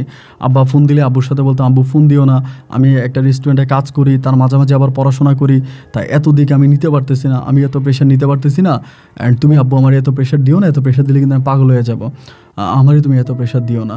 তো আমার আব্বা বলে আচ্ছা ঠিক আছে, সমস্যা নাই, আমি তোর প্রেশার দিব না, তুই ঠিকঠাক মতো থাকলেই হয়, তোর যাতে কোনো সমস্যা না হয়। আমরা আব্বু ঠিক আছে, আমার সমস্যা হবে না। আমি যখনই আমার আব্বুর সাথে কথা বলতাম ভাই তখনই কান্না করতাম, মানে আমার তখনই কান্না আসতো যে আমি তো জানি আমি আব্বুর সাথে চিটিং করতেছি, আমি তো বুঝি আমার আব্বুর সাথে চিটিং করতেছি, বাট আমার আব্বু তার ওই চিটার ছেলেটাকে চোখ বন্ধ করে বিশ্বাস করতেছে, তার ওই চিটার ছেলেটাকে সে বিশ্বাস করতেছে। আমার আব্বার বিশ্বাস যেদিন ভেঙে যাবে, যেদিন আমার আব্বা সত্যিটা জানতে পারবে, ওই দিনে কী হবে আমার আব্বার আমি জানি না, আমার আব্বার কী হবে আমি জানি না। এবং এরপরে আমি ওভাবেই তখন পড়ে আসি। এরকম করতে করতে আল্লাহর কি হুকুম আর কি, একদিন হঠাৎ করে আমি একটা টিউশনি থেকে আসার সময় রিক্সা দিয়ে আসতেছি, ওই মুহূর্তে আমি হঠাৎ করে এই মেয়েটাকে বাংলাদেশে মানে আমার সুইটিকে বাংলাদেশে একটা মার্কেটের সামনে দেখছি। একটা মার্কেটের সামনে দাঁড়ায় আছে, মুখের মধ্যে মানে বোরকা পরে আছে, বোরকা পরে অবস্থায় আছে, এই বোরকার মুখোশটা এমনি খুলছে কোনো একটা কারণে, আমি ওরে দেখে গেছি, ও আমারে দেখে নাই। দেখা মাত্রই আমি রিক্সাটারের সামনে দিয়ে আমি রিক্সাটা দাঁড়াই গেছি, দাঁড়াইয়া আমি রিক্সা থেকে নামছি, নাইমা আমি ওখানে একটা ফিলার ছিল, ফিলারের পিছনে দাঁড়াই আমি দেখতেছি, ভালো করে দেখতেছি এটা ও কিনা, দেখলাম ও। যখনও দেখলাম আমি চিন্তা করতেছি একবার যে দৌড় দিয়ে ওরে ধরবো, মানে ওইখানে গিয়ে দৌড় দিয়ে ধরবো, তখন আমার পায়ের নিচে মাটি নাই, কিরে ওই না করলে ও ফ্রান্সে, ওই যে বাংলাদেশে। পরে ভাবতেছি একবার গিয়ে দৌড়ে ধরবো, আবার চিন্তা করতেছি আমি ওর এখানে দৌড়ে গিয়ে ধরবো, এবং ধরলে আগে লাভকে আমি দেখি কী করা যায়। এরই মাঝে দেখলাম ও ফট করে একটা সিএনজিতে উঠে গেছে, একটা সিএনজিতে উঠে গেছে, একটা সিএনজি আসছে, সিএনজির মধ্যে উঠে গেছে। আর আল্লাহর কি হুকুম, এই সময় আরেকটা সিএনজি আমার ফিলারের সামনে দাঁড়াইছিল, আমি ওই সিএনজিটার মধ্যে দৌড়ে উঠে বলতেছি মামা সামনের সিএনজিটারে ফলো কর, এবং আমার সিএনজিটা সামনের সিএনজিটারে ফলো করতেছে। ফলো করতে করতে করতে করতে ঢাকা শহরেরই একটা খুবই সুনামধন্য একটা জায়গার একটা বিল্ডিংয়ের নিচে গেলে সিএনজিটা থামছে, আমি আমার সিএনজিটাকে ওইখানে দাঁড়া করালাম, মানে ফলো করতেছি, ওই তখন ওই বিল্ডিংয়ে উঠে গেছে। বিল্ডিংয়ে উঠে যাওয়ার পর আমি সিএনজি ভাড়াটা দিয়ে দিলাম, সিএনজি ভাড়াটা দিয়ে ওই বিল্ডিংয়ের মধ্যে কিন্তু আবার দারোয়ান আছে, গেটে দারোয়ান আছে। এখন আমি চিন্তা করতেছি আমি কী করবো, আমি কি ওখানে পুলিশ নিয়ে আসবো, মানে ডিরেক্টলি পুলিশ নিয়ে ধরবো। এখন আমি যে অ্যাকাউন্টে টাকা দিছি ওই অ্যাকাউন্টের ডকুমেন্টও কিন্তু আমি তেমনভাবে কিছু রাখি নাই, আর যদিও রাখি এটা তো আর ওর অ্যাকাউন্ট না, আমি তো ওর অ্যাকাউন্টে টাকা দিই নাই। এখন আমি কী করবো, মানে এমন আমি ওইখানে দাঁড়ায় আসি, এবং দাঁড়ায় থাকতে একটা পর্যায়ে গেটের যে দারোয়ান আছে, আসতে গিয়ে দারোয়ানটা একটু বয়স্ক মানুষ, ওনার সাথে কথা বলতেছে, এক কথায় দুই কথা এরকম কথা বলতে বলতে আমি বললাম কাকা এই যে মেয়েটা একটু আগে এখানে উঠলো, এই মেয়েটা কি এখানে থাকে? বলে হ্যাঁ, ওরা কয়েকটা মেয়ে এখানে থাকে একসাথে, ওরা সবাই পড়াশোনা করে। আমি বললাম পড়াশোনা করে কোথায়? বলে কোথায় পড়াশোনা করে জানি না, বাট এই মেয়েগুলো সবগুলো ছাত্রী এখানে থাকে, মেস সিস্টেম করে থাকে। আমি তখন বলতেছি আমি কি করলাম ভাই, সারাটা রাত ওই বিল্ডিংয়ের সামনে দাঁড়ায় আছি, আমার চোখে ঘুম নাই, চোখ দুইটা রক্তের মতো হয়ে আছে যে আমি তো ওরে পাইছি। এখন এর পরের দিনে হলো কি, সকাল 9টা বাজে, বিশ্বাস করেন সকাল 9টা পর্যন্ত আমি ওইখানেই বসেছিলাম। সকাল 9টা বাজে তখন বেরোইছে এবং বেরোয়ার পরে একটা রিক্সা নিছে, এবং ও একটা রিক্সা নিছে, আমি পিছনে আরেকটা রিক্সা নিয়ে ওরা ফলো করতেছি। যেতে যেতে একটা রেস্টুরেন্টের সামনে গেছে, রেস্টুরেন্টের সামনে গিয়ে রেস্টুরেন্টে উঠছে, এবং রেস্টুরেন্টে উঠার পরে ও যখন রেস্টুরেন্টে উঠছে আমি ওর পিছিয়ে উঠছে, ও কিন্তু আমার দেখে নাই। এবং ওই রেস্টুরেন্টটা অনেক বড় ছিল, অনেক বড় রেস্টুরেন্ট থাকার কারণে ও আমাকে দেখে নাই, আমি ওকে দেখছি একটা রেস্টুরেন্টের কোণার মধ্যে বসে, মানে কোণার মধ্যে গেল, এবং ওখানে যাওয়ার মতো আমার মতো একটা ছেলে, একদম সুদর্শন একটা ছেলে, ওই ছেলের সাথে গিয়ে হ্যান্ডশেক করলো, মানে ওই ছেলের সাথে কোলাকুলি করলো, কইরে ওইখানে বসে বসে ছেলের সাথে কথা বলতেছে ওই রেস্টুরেন্টে, এবং কথা বলতেছে, মানে আমি দূর থেকে ফলো করতেছি যে মানে ওরা যে কথা বলতেছে মনে হচ্ছে যেন বয়ফ্রেন্ড গার্লফ্রেন্ড, মানে একজন আরেকজন হাত ধরে এরকম করে কথাবার্তা বলতেছে। এমন করে কথাবার্তা বলতে বলতে ওর তখন একটা ফোন আসছে, মানে সুইটির একটা ফোন আসছে, ওর কাছে কিন্তু মোবাইল আছে, কিন্তু ও সব কিছু থেকে আমাকে বাদ দিয়ে দিছে। পরে ফোনটা পিক করছে, রিসিভ করার পরেও তখন মানে ছেলেটার কী বলে জানি উঠে চলে যাচ্ছে, এবং ও যখন উঠে চলে যাচ্ছে, ও উঠে নিচে চলে গেছে, আমি আবার পিছে যাব। পরে এই মানে আমি পিছে যাইতেছি, এমন সময় করলো গিয়ে মানে আমি সিঁড়ি দিয়ে নামতে ও একটা প্রাইভেট কার উঠে গেছে, কোথেকে একটা প্রাইভেট কার আছে, প্রাইভেট কার টান দিয়ে চলে গেছে। এখন আমার চিন্তা হচ্ছে আমি যদি নিচে যা কোনো সিএনজি ঠিক করে প্রাইভেট কার তো আর ফলো করতে পারবো না। আমি চিন্তা করলাম এই ছেলেটাকে আগে এটা জানার চেষ্টা করি, এবং দেখলাম যে ছেলেটা অনেকক্ষণ ধরে এখানে বসে থেকে ছেলেটা উঠে চলে যাচ্ছে। যখন ছেলেটা উঠে যাওয়ার পরে আমি ছেলেটার দিকে তাকাইতে আমি নিচ পর্যন্ত আসছি, ছেলেটা পিছে ছেলেটা মনে একটু মানে সন্দেহ করে ফেলছে যে আমাকে ফলো করতেছি। পরে আমার ডাক দিছে, ডাক দিয়ে বলছে ভাইয়া আপনি কি আমাকে ফলো করতেছেন? আমারে বলতেছে। আমি বললাম মানে আমার তো মানে এই সময় মানে আমার মাথা মুথা মানে আপনি বুঝেন তো, সারা রাত জেগেছিলাম, রাস্তার পাশে বসেছিলাম, পুরা কাদা মাদা, শরীরের মধ্যে পুরা ময়লা। পরে আমি বললাম না ভাই আমি আপনাকে ফলো করতেছি না। পরে বলতেছে না আপনি যদি আমাকে ফলো করে থাকেন তো আপনি আমাকে বলেন যে আমাকে ফলো করতেছেন, বা আপনি আমাকে এরকমভাবে কেন দেখতেছেন, পরে আপনি কি করেন আমারে বলে। আমি বললাম যে ভাই আমি ওই কলেজে পড়ি। পরে কলেজের ঠিকানা দিলাম, বলে আপনি এত বড় একটা কলেজের স্টুডেন্ট, তা ভালো, তা বাড়ি কোথায়? আমি বললাম ভাই আমার বাড়ি রাজশাহী। তাই আমি বললাম ভাইয়া আপনার বাড়ি? বলে আমার বাড়ি নোয়াখালী। আমি বললাম ভাইয়া আমি হচ্ছে আশিক, আপনি? বলে আমি আরিয়ান। পরে আমি বললাম ও আচ্ছা ভাইয়া, নেভার মাইন্ড, যদি কিছু না মনে করেন একটা ছোট্ট কথা বলতে পারি? বলে হ্যাঁ ভাইয়া। আমার বলে হ্যাঁ বলেন। মানে ছেলেটা খুব ফ্রেন্ডলি, মানে কথা বলছি যেটা বলে হলো যে আমার সাথে ভীষণ ফ্রেন্ডলি কথা বলতেছে। আমি বললাম ভাইয়া একটু আগে যে আপনার সুইটি, মানে আমি সুইটি বলি না, বললাম যে একটু আগে একটা মেয়ে আপনার সাথে চলে গেল কথাবার্তা বলে, মানে সে কী হয় যদি কিছু না মনে করেন? বলে ভাইয়া আমার গার্লফ্রেন্ড। আমি বললাম আপনার গার্লফ্রেন্ড? বলে হ্যাঁ। মানে আমি তখন ছেলেটার মুখের দিকে তাকায় আসছে, মানে কী করবো ওই সময়টা আমি বুঝতে পারতেছি না।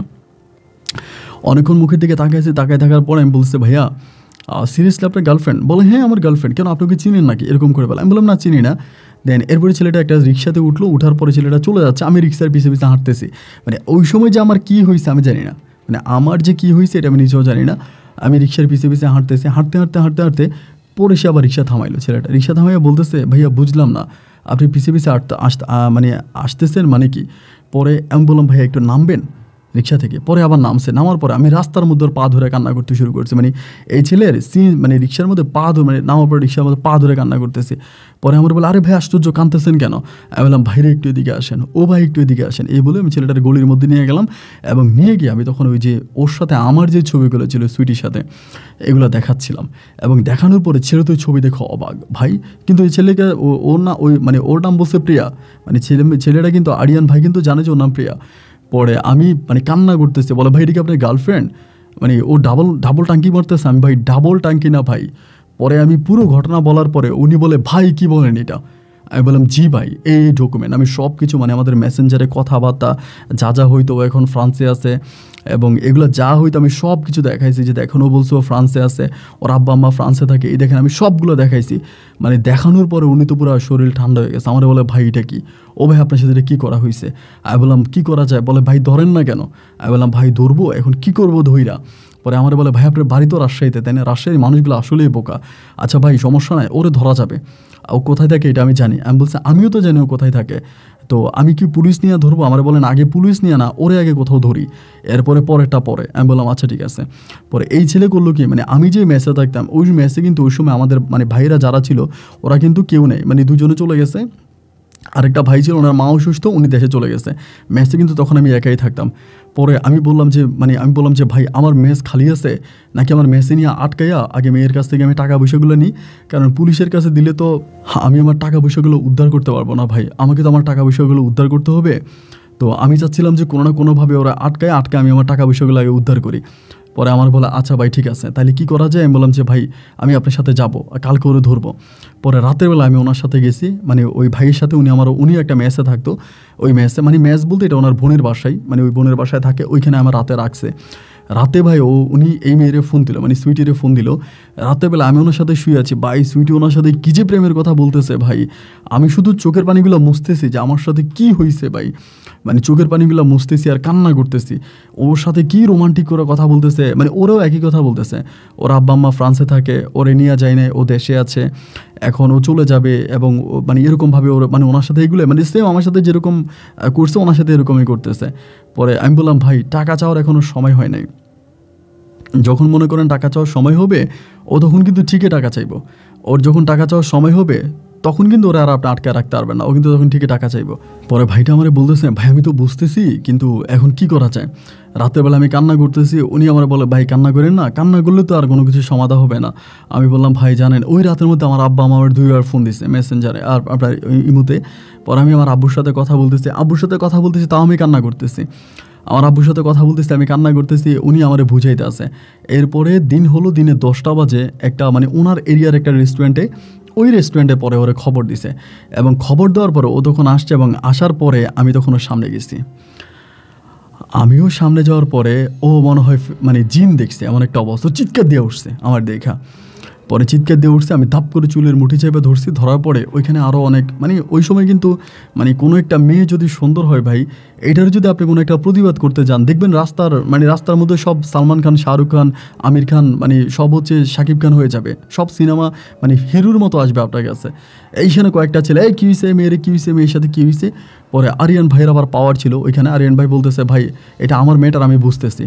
পরে ওইখান থেকে নামে আনছে, আইনা সিএনজিতে উঠেছি। সিএনজিতে উঠে ডিরেক্টলি হচ্ছে আমার যে ম্যাচ ছিল মেসে নিয়ে আসছি। মেসে আনার পরে আরিয়ান ভাই কিন্তু ওর অনেক ভালোবাসতো, সত্যি কথা। ওর যখন আমি চুলের মুঠি ধরে ওইখানে নিতেছে, আরিয়ান ভাই তো কান্না করতেছে। পরে রুমের ভিতরে ঢুকেছি, রুমের ভিতর ঢুকে আর রশি দিয়ে ওর হাত বাঁধছি, খাটের সাথে হাত বাঁধছি। বাঁধার পরে আরিয়ান ভাই মানে উনি এগুলো নিতে পারতেছে না। পরে আমার বলে যে আশিক ভাই আমি চলে যাই, আপনার যা খুশি করেন ভাই, আমি না এগুলো নিতে পারতেছি না। মানে উনি খুব ইমোশনাল কিন্তু ওর প্রতি। আর ও ভাই এইরকম একটা মেয়ে যেই ছেলের সাথে 5 মিনিট কথা বলবে এই ছেলে ওর প্রেমে পড়ে যাবে। আর ও কথা বলার ধরন এত সুন্দর, মানে এত সুইট করে, এত রোমান্টিক করে, এত মিষ্টি করে কথা বলবে যে আপনি এগুলো নিতেই পারবেন না। মানে ওর কথা শুনলে আপনি পাগল হয়ে যাবেন এরকম, মানে ও কথা দিয়ে পুরো দুনিয়া মানে পাগল করে ফেলবে। আমি এখন ওরা বাইদা রাখছি। বাইদা রাখার পরে আমি বললাম যে তুই আমার টাকা দে, আমার টাকা নিয়ে গেছস, আমার টাকা দে, আমার টাকা কী করছস? ও তখন আমার কাছে কান্না করতেছে, কান্না করে করে বলতেছে যে আপনি আমার পুলিশে দিয়ে দেন। আপনি আমার পুলিশে দিয়ে দেন, আপনি আমার পুলিশে দিয়ে দেন। আমি বললাম যে পুলিশে দিব কেন, আমি তোর পুলিশে কেন দিব, আমি তোর পুলিশে দেওয়ার দরকার নেই তো, তুই আমার কাছে সত্য কথা বল। ও বলে যদি সত্য জানতে চান তাহলে আমি একটা চক্রর সাথে কাজ করি, এবং ওরা আমি একজন না, আমরা অনেকেই আছি, প্রায় 50-60 জনের মতো মেয়ে, এবং আমাদের কাজই এটা, আমরা এটাই করি, এবং আমরা কিন্তু এগুলো করে আমরা কিন্তু কোনো টাকা পয়সা পাই না, আমাদের কাছ থেকে কিন্তু ওরা সব টাকা নিয়ে যায়।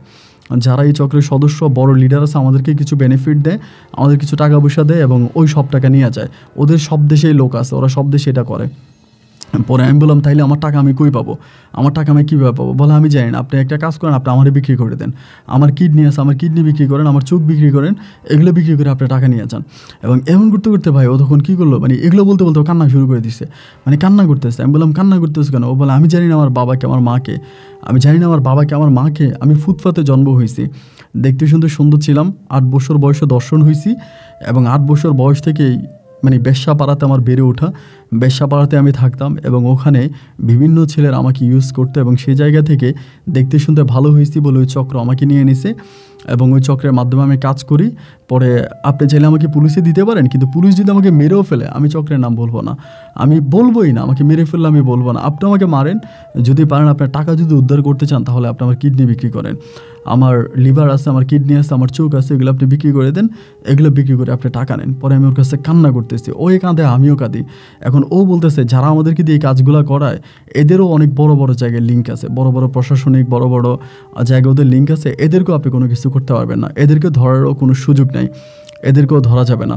আমি তখন বললাম তুমি কি জানো আমি তোমাকে টাকাটা কিভাবে দিয়েছি, কিভাবে টাকাটা ম্যানেজ করছি?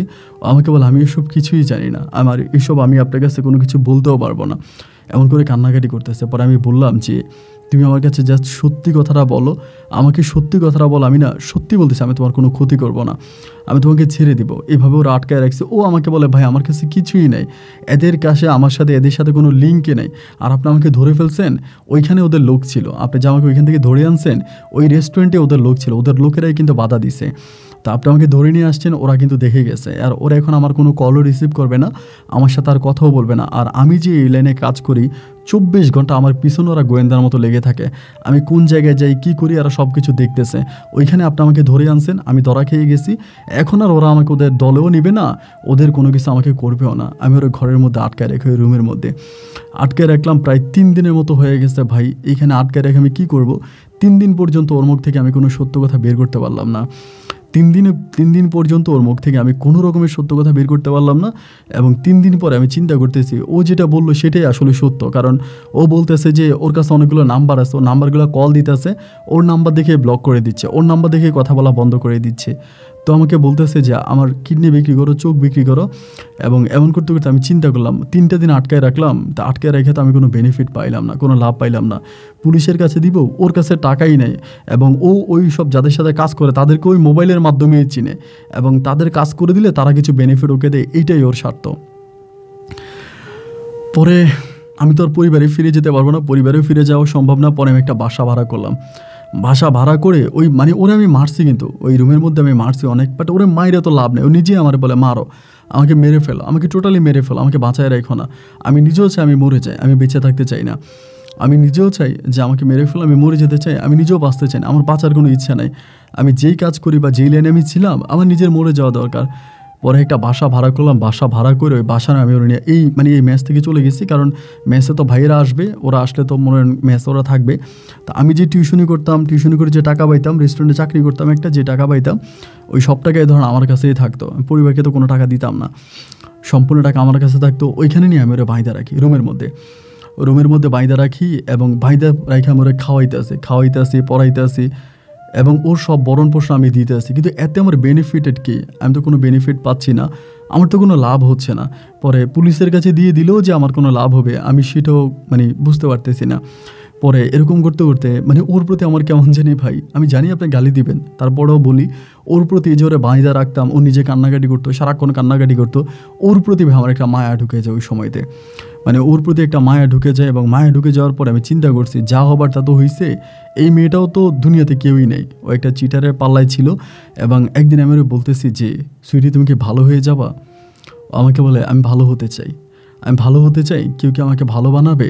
আমাকে তো কেউ ভালো বানাবে না, আমি তো খারাপ মেয়ে, আমি একটা বেশ্যা, আমি ভালো হবো কেমনে? আমার কে ভালো করবে? আমি তখন বললাম, তুমি কি আমার বিয়ে করবা? ওই তখন আমাকে মানে আমার দিকে তাকিয়ে হাসি দেওয়া বলতেছে, এটা কি কোনোদিনও সম্ভব? আমি বললাম, সুইটি, অবশ্যই সম্ভব। আমি তো জানি যা হারাইছি তা তো আর আমি ফিরে পাবো না। তুমি যদি আমাকে বিয়ে করে ভালো হয়ে যাও, অ্যাটলিস্ট আমি আল্লাহর কাছে ভালো পাবো। একটা খারাপ মেয়েকে আমি ভালোর পথে আনতে পেরেছি, একটা খারাপ মেয়েকে আমি ভালো রাস্তায় আনতে পারছি। এইটা দিয়ে আমি মহান রাব্বুল আলামিনের কাছে ভালো পাবো। তা তুমি কি আমাকে বিয়ে করবা? এবং ও বলে, হ্যাঁ করবো। বিশ্বাস করুন, আমি কাছে ডেকে আনছি রুমের মধ্যে। ওর কাছে কিন্তু ওর কোনো ডকুমেন্ট নাই, কোনো আইডি কার্ড নাই, কোনো ভোটার আইডি কার্ড কিচ্ছু নাই। পরে ওই কাজই তখন মানে কলমা পড়ে আমাকে বিয়ে পড়াই দিছে। জাস্ট কলমা পড়ে ওর সাথে আমি তখন সংসার করি, এবং সেদিনটাতে ওর সাথে আমার বাসরও হয়, আমি বাসর ঘর করি। আমার যেদিন ওর সাথে বাসর, ওই দিন আমার আব্বু আমাকে ফোন দিতেছে যে তোর পড়াশোনা ঠিকমতো হচ্ছে? আমি আমার আব্বুরে বলি, হ্যাঁ আব্বু, আমি ঠিকমতো পড়াশোনা করতেছি। আমার গ্র্যাজুয়েশন শেষ হয়ে গেলে আমি এখানে জব পাবো, আমি তোমাদেরকে এখানে নিয়ে আসবো, এরকম করে আমি ওরা রাখতেছি এখানে রাইখা। মাঝে মাঝে ওরা পাহারা দিতাম, মানে রুমে রাইখা আমি বাইরে চলে যেতাম। আমি বলতাম যে ঠিক আছে আমি বাইরে যাচ্ছি, এটা বলে আমি বাসার সামনে দাঁড়াই থাকতাম লুকে। ও চলে যায় কিনা দেখতাম, যে পালায়া যায় কিনা। অনেক দিন পর্যন্ত পাহারা দিই, প্রায় 1 সপ্তাহ মতো পাহারা দিই, কিন্তু ও যায় না। আমি বাইরে গেলে ও রান্নাবান্না করে, আমার জন্য রান্নাবান্না নিয়ে আসে, আমরা খাওয়া দাওয়া করায়। মানে এইরকম একটা অবস্থা, মানে আমার প্রতি ওর অনেক কেয়ারিং, মানে অনেক যত্ন। তো এইগুলো আমি দেখতাম, ও খাওয়া দাওয়া করাইতো আমার, আমি খাইতাম। এই দিক দিয়ে ধরেন এমন করতে করতে পরে আমি জব খুঁজতেছি, কোনো একটা জব পাইলে মানে আমি ভাবতেছি আমার যদি একটা বাচ্চা কাচ্চা হয়ে যায়, আমি এটা নিয়ে আমার আব্বার কাছে যাব, এবং আব্বার কাছে গিয়ে আবার হাতে পায়ে ধরে আমি আব্বার কাছে ক্ষমা চাইবো, তা আব্বার কাছে মাপ চাইবে, এরকম একটা পরিকল্পনা। এমন করতে করতে ওটা তো আমি রুমে রেখে দিতাম, রেখে তো ওর অনেকদিন পাহাড় দিয়েছে, ও কিন্তু যায় না। তো রুমের মধ্যেই আছে, আমি ওর সাথে সংসার করতেছি, সব ভুলে গেছে, ওর কারোর সাথে কিন্তু কথা বলে না। এমন করতে করতে প্রায় 3 মাসের মতো কেটে গেল, একসাথে 3 মাসে থাকতেছিলাম। এবং 3 মাস পরে আমি খেয়াল করে দেখলাম ও মাঝে মাঝে আমার অগোচরে কার সাথে জানি ফোনে কথা বলে। মানে খেয়াল করে দেখলাম, মানে আমার চোখ ফাঁকি দিয়ে, আমাকে ফাঁকি দিয়ে ও কার সাথে জানি ফোনে কথা বলে। এটা বেশ কয়েকদিন দেখলাম, এবং দেখার পরে আমি একদিন করলাম কি, ওর টেকনিক্যালি মানে ওর এখান থেকে আমি তখন ওর ফোন নাম্বারটা নিয়ে নিই, ওর মোবাইল থেকে যে নাম্বারে ও কথা বলে, খুব টেকনিক্যালি নাম্বারটা নিয়ে নিই। নাম্বারটা নিয়ে নেওয়ার পরে আমি ওই নাম্বারে একদিন কল দিই, নাম্বারে কল দেওয়ার পরে এক ভদ্রলোক রিসিভ করে। পরে আমি বললাম, ভাই আপনার নাম? বলে, আমার নাম মিলন। তাই আমি বললাম, আচ্ছা মিলন ভাই, ভালো আছেন? বলে, ভালো আছি। তো এরকম করে ওনার সাথে কথা বলতেছি। এই লোকটাও কিন্তু খুব চালাক, মানে আমার সাথে বেশি কথা বলতে চায় না। পরে আমি একটা মেয়েরে পড়াইতাম ঢাকাতে, ওইখান থেকে আমি 6,000 টাকা পাইতাম। ওই সময় কিন্তু আমি টিউশনি করে ভালো টাকা ইনকাম করতেছি, তখন তো পড়াশোনা করি না, শুধুই টিউশনি করতেছি, ভালো টাকা পাইতেছি। তা আমি একটা মেয়েরে পড়াইতাম, মেয়েটা হচ্ছে ক্লাস 9-এ পড়তো। এই মেয়েটার নাম ছিল মিতু। এই মিতু মেয়েটারে দিয়া আমি তখন এই মিলন ছেলেটার সাথে কথা বলাই, যে এই ছেলেটাকে কেন সুইটির সাথে কথা বলে, এবং প্রায় 2 থেকে 3 দিনের মাধ্যমে মিতুর সাথে কথা বলে, এবং মিতু এই রোগের 2-3 দিনের মধ্যে পটায় ফেলে মোবাইলে, এবং পটায় মিতুর এরিয়াতে একটা রেস্টুরেন্টে লোকটাকে ডাকে, এবং লোকটাকে ওই রেস্টুরেন্টে ডাকার পরে আমি তখন এই লোকটার ওই রেস্টুরেন্টের মধ্যে ধরি, মিতুর সাথে দেখা করতে আসে, এবং দেখা করতে আসলাম রেস্টুরেন্টে, লোকটাকে ধরার পরে এবার মোবাইলটা মানে চিজ করে, এবং চিজ করার পর আমি বলি যে তুই সুইটিরে চিনোস? এভাবে বলে সুইটি চিনি। আমি বললাম, সুইটি তোর কী হয়? বলে, আমার বউ। আমি বললাম, মানি? তোর বউ মানি? তুই কী করস? বলে, আমি সিএনজি চালাইতাম আগে, বাট এখন চালাই না। আমি বললাম, তা আগে সিএনজি চালাইতে এখন চালাস না? সুইটি তোর বউ? বলে, হ্যাঁ। আমি বললাম, সুইটির সাথে তোর পরিচয়? বলে, আমরা দুজনকে ভালোবেসে বিয়ে করছি। আর সুইটি একজন গার্মেন্টস কর্মী, আগে গার্মেন্টসে চাকরি করতো, এরপরে আমি ওর বিয়ে করছি। আমি বললাম, সুইটি গার্মেন্টসে চাকরি করতো? বলে, হ্যাঁ গার্মেন্টসে চাকরি করতো, আমার কাছে ডকুমেন্ট আছে, ও যে গার্মেন্টসে চাকরি করতো, আমার কাছে ভিডিও পর্যন্ত আছে। পরে আমি বললাম, তাহলে ও এখন কই আছে? বলে, ও এখন একটা ছেলেরে পটাইছে, একটা বড় লোক ছেলেরে পটাইছে, ওই ছেলের নাকি বিয়ে করছে, ওই ছেলের সাথে আছে। আমি বললাম, ওই ছেলের নাম? বলে, ওই ছেলের নাম জানি না। আমি বললাম, সুইটি কোথায় থাকে? বলে, সেটাও জানি না। তাই আমি বললাম, তোর সাথে যে কথা হয়, তুই যে ওর বউ? বলে, হ্যাঁ, ও আমার সাথেও চিট করছে। আমি সিএনজি চালাইতাম, আমি সিএনজি বিক্রি করে ওরা টাকা দিছে, ওই টাকা নিয়ে পালাইছে। এরপরে বিভিন্ন ছেলেদের সাথে চিট করে অনেক ছেলেদের কাছ থেকে টাকা ঢুকা নিছে, এবং ওর মোবাইলে আমি দেখছি যে অনেক ছেলেকে, শুধু আমি না, এরকম প্রায় 20-30টা ছেলের জীবনে সুইটি শেষ করছে। তো আমি বললাম যে এত টাকা সবার কাছ থেকে নিয়ে গেছে? বলে, হ্যাঁ, এখনও যেই ছেলেটা আছে ওই ছেলেটারও মেরে ফেলবে। ও আমার ফোনে আমার সাথে কথা হয়েছে, আমারে বলছে ওই ছেলেটারে মেরে ফেলবে, কারণ ছেলেটা যদি বেঁচে থাকে তাহলে এই ছেলেটা আগে পরে তার নামে মামলা দিবে। এই ছেলেটার কাছ থেকেও 12 লক্ষ টাকা নিয়ে গেছে, এখন ছেলেটারে মেরে ফেলবে, ছেলেটারে মেরে ফেলে এরপর ওইখান থেকে আবার আমার কাছে চলে আসবে।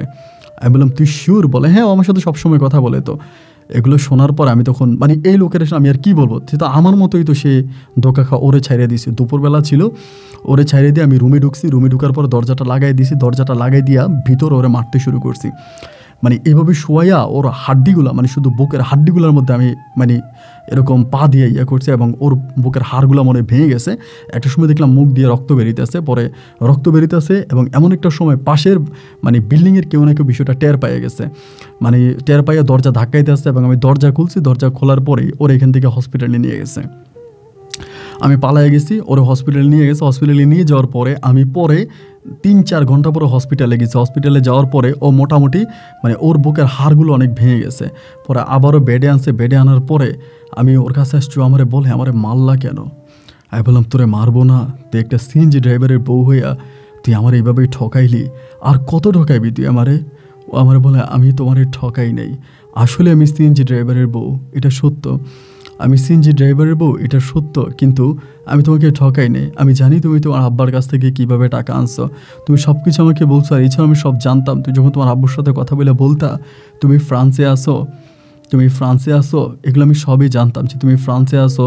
তোমার আব্বুর কাছ থেকে তুমি ফ্রান্সে বলছো, তুমি ফ্রান্সে আসো, তুমি এখানে পড়াশোনা করতেছো, পড়াশোনা শেষ হলে তোমার আব্বুকেও তুমি ফ্রান্সে নিয়ে আসবা, এগুলো তুমি বলতা, আমি সবই শুনতাম। আসলে আমি তোমার কাছ থেকে যে টাকাগুলো নিয়েছিলাম, এই টাকার অনেকগুলো টাকা আমি এই সিএনজি ড্রাইভারটাকে দিয়েছিলাম। ও আমার স্বামী, ঠিক আছে, ওর কাছে আমি অনেক টাকা পাই, প্রায় 30-40 লক্ষ টাকার মতো ওর কাছে আমি পাই। আমি ওর কাছ থেকে চলে আসছি, ওর কাছে আমি অনেক টাকা পাই, কিন্তু আমি ওর এই টাকাগুলোর জন্য ওরে ফোন দিতাম। আমার যদি ও টাকাগুলো দিত, আমি এই টাকাগুলো তোমাকে দিয়ে দিতাম তোমার আব্বুকে দেওয়ার জন্য, শুধু আমি এই জন্য ওকে ফোন দিই।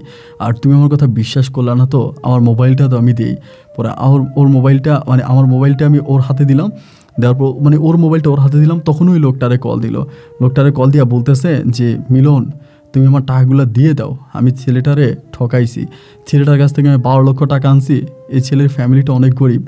ওই হারামির বাচ্চা তখন ওরে বলতেছে, ওই ছেলের সাথে আমার দেখা হয়েছে, এই ছেলে তোরে নিজেই মারবো, আমি এই ছেলের কানে যে বিষ পরা দিয়ে দিছি, এই ছেলে তোরে নিজেই মাইরা ফেলবো। আমি তখন মোবাইলটা হাতি নিয়ে ওরে গালি দিলাম, মানে গালাগালি করতেছি, অকথ্য ভাষা আমারে বলতেছে, আমারও গালাগালি করে তখন ফোনটা কেটে দিয়ে ওর নাম্বারটা পুরো ব্লক করে দিছে। এরপরে আমি আবার আমার নাম্বার থেকে ওই ছেলের নাম্বারে কল দিই, নাম্বারটা বন্ধ বন্ধ বন্ধ, টোটাল বন্ধ, আমি পাই না। এবং ওই দিন রাতের বেলায় হসপিটালে থাকা অবস্থায় সুইটি মারা যায়। সুইটি মারা যায়, এবং সুইটি মারা যাওয়ার পরে আমি, সুইটি তো পরিবারের কেউ নেই, ওর কোনো বাপ নাই, মা নাই, আমি নিজে ওর কবরে মাটি দিয়ে ওর দাফন করি। আমি ওকে অনেক মারছি, এবং মারার পরে সে আজকে প্রায় আপনার অনেকগুলো বৎসর, প্রায় 4 থেকে 5 বৎসরের মতো আমি শুধু রাস্তায় ঘুরে বেড়াচ্ছি ওই অমানুষটাকে খুঁজে বের করার জন্য, মিলনকে খুঁজে বের করার জন্য। মিলনকে আমি শুধু একবারই দেখেছিলাম, এবং ওর কোনো ছবি আমার কাছে নাই, কোনো ঠিকানাও নাই, শুধু চোখের দেখা একবার দেখছি। এবং যে সিমটা ও ব্যবহার করতো, যে সিমে ওর সাথে আমার কথা হয়, ওই সিমটা আমি তখন রেজিস্ট্রেশন আছে কিনা চেক করতে গেলাম, দেখলাম যে সিমটার কোনো রেজিস্ট্রেশন নাই। কিছু সিম আছে যেগুলো রেজিস্ট্রেশন ছাড়া বিক্রি হয়, ওই সময়টাতে বেশিরভাগ সিমে রেজিস্ট্রেশন ছিল না। তেই মিলনরে আমি আর খুঁজে পাইলাম না। আর সবচেয়ে বড় কথা হচ্ছে কি ভাই জানেন, আপনি শুনলে অবাক হয়ে যাবেন, যে আজও আমার বাবা মা জানে আমি ফ্রান্সে আছি, আজও আমার আব্বা আম্মা জানে আমি ফ্রান্সে আছি। আমি আমার আব্বারে মধ্যে দিয়ে বলছি, আব্বা আমি অসুস্থ, আমি পড়াশোনা করতে পারি না। ইদানিং আমার আব্বা বলে, তোর গ্র্যাজুয়েশন শেষ হইতে আর কত বছর লাগবে, কত বছর পর তোর গ্র্যাজুয়েশন শেষ হবে, কত বছর পর তুই আমাদেরকে তোর কাছে নিয়ে যাবি বা তুই দেশে আসবি, আমাদের টাকার দরকার নাই, তুই একটাবার দেশে আয়, আমরা তোরা একটাবার দেখি। বাবা রে, তোর মা অনেক অসুস্থ, যদি পারোস কিছু টাকা দে। আমি মাঝে মাঝে কিছু টাকা আমার আব্বুরে দিতাম, বলতাম আব্বু অমুকরে কিছু টাকা দিছি, আমার এক ফ্রেন্ড আছে, ওই তোমারই দিব। এরকম করে মাঝে মাঝে 10,000, 15,000, 16,000, মানে টিউশনি করে যে টাকা পাই, ওই টাকা আমার আব্বার জন্য মাঝে মাঝে পাঠাই। আব্বুর জন্য মাঝে মাঝে আমি এখনও টাকা পাঠাই। কিন্তু আমার আব্বা, আমার মা, আমার প্রতিবন্ধী বোন সবাই জানে আমি ফ্রান্সে আছি।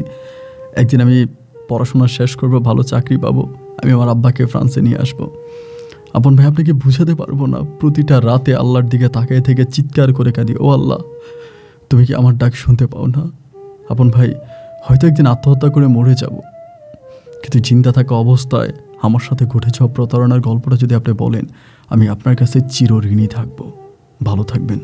আসসালামু আলাইকুম।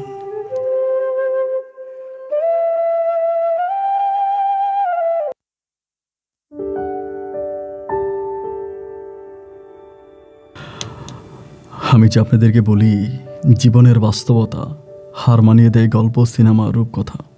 দেখেন, আমি অনেক দিন ধরে ভৌতিক গল্প দিচ্ছিলাম। মানে ভৌতিক গল্পগুলো কেন দিচ্ছিলাম, রমজান মাস তো, এই ভিডিওটা যখন আপলোড হবে এটা সম্ভবত ঈদের দিন বা ঈদের পরের দিন বা ঈদের সময় ভিডিওটা আপলোড হবে। কারণ আমি ঈদের পরে সিঙ্গাপুরে যাচ্ছি, মালয়েশিয়াতে যাব ঘোরার জন্য, এই জন্য হয়তো কিছু ভিডিও রিজার্ভ করে রেখে যাচ্ছি। তো ভিডিওগুলো তখন আপলোড হবে। এখন মানে এই প্রতারণার গল্পগুলো আমি রমজান মাসে দিই নাই, কারণ আমার কেন জানি মনে হচ্ছিল একটু ভৌতিক গল্প দিই, একটু এন্টারটেনমেন্ট করি আপনাদের সাথে। কিন্তু এই গল্পগুলো আমি প্রচুর গল্প আমার কাছে জমা হয়ে গেছে এই টাইপের, এবং গল্পগুলো আমি এখন রেকর্ড করবো, এগুলো আপনাদেরকে শোনাবো। ইদানিং এই টাইপের গল্পই দিব, মানে প্রতারণার গল্পগুলো দেওয়া শুরু করব। তো আশিক ভাইয়ের সাথে যেটা হয়েছে, ভদ্রলোকের সাথে আমার কথা হয়েছে, উনি চিৎকার করে কেঁদেছে এবং আমাকে বলে, আপন ভাই আপনি আমার কণ্ঠটা কিন্তু দিয়েন না, বা আপনি আমার নাম ঠিকানাগুলো হাইড করবেন, আল্লাহ না করুক যদি আমার আব্বা শুনে, আমার আব্বা কিন্তু হার্ট অ্যাটাক করবে, আমার আব্বা কিন্তু মারা যাবে। তো এই গল্পের নাম ঠিকানা সব কিছু হাইড করা। আমি তারপরেও জানি না যে আশিক ভাইয়ের বাবার কানে চলে যায় কিনা, ফোন শুনতে পাই কিনা, আল্লাহ মাফ করুক। সবাই ভালো থাকবেন, সুস্থ থাকবেন, শুভকামনা। আজকের মতো এখানেই বিদায়। ইনশাল্লাহ দেখা হবে অন্যদিন অন্য কারো বাস্তব জীবনের গল্প নিয়ে। আল্লাহ হাফেজ, আসসালামু আলাইকুম।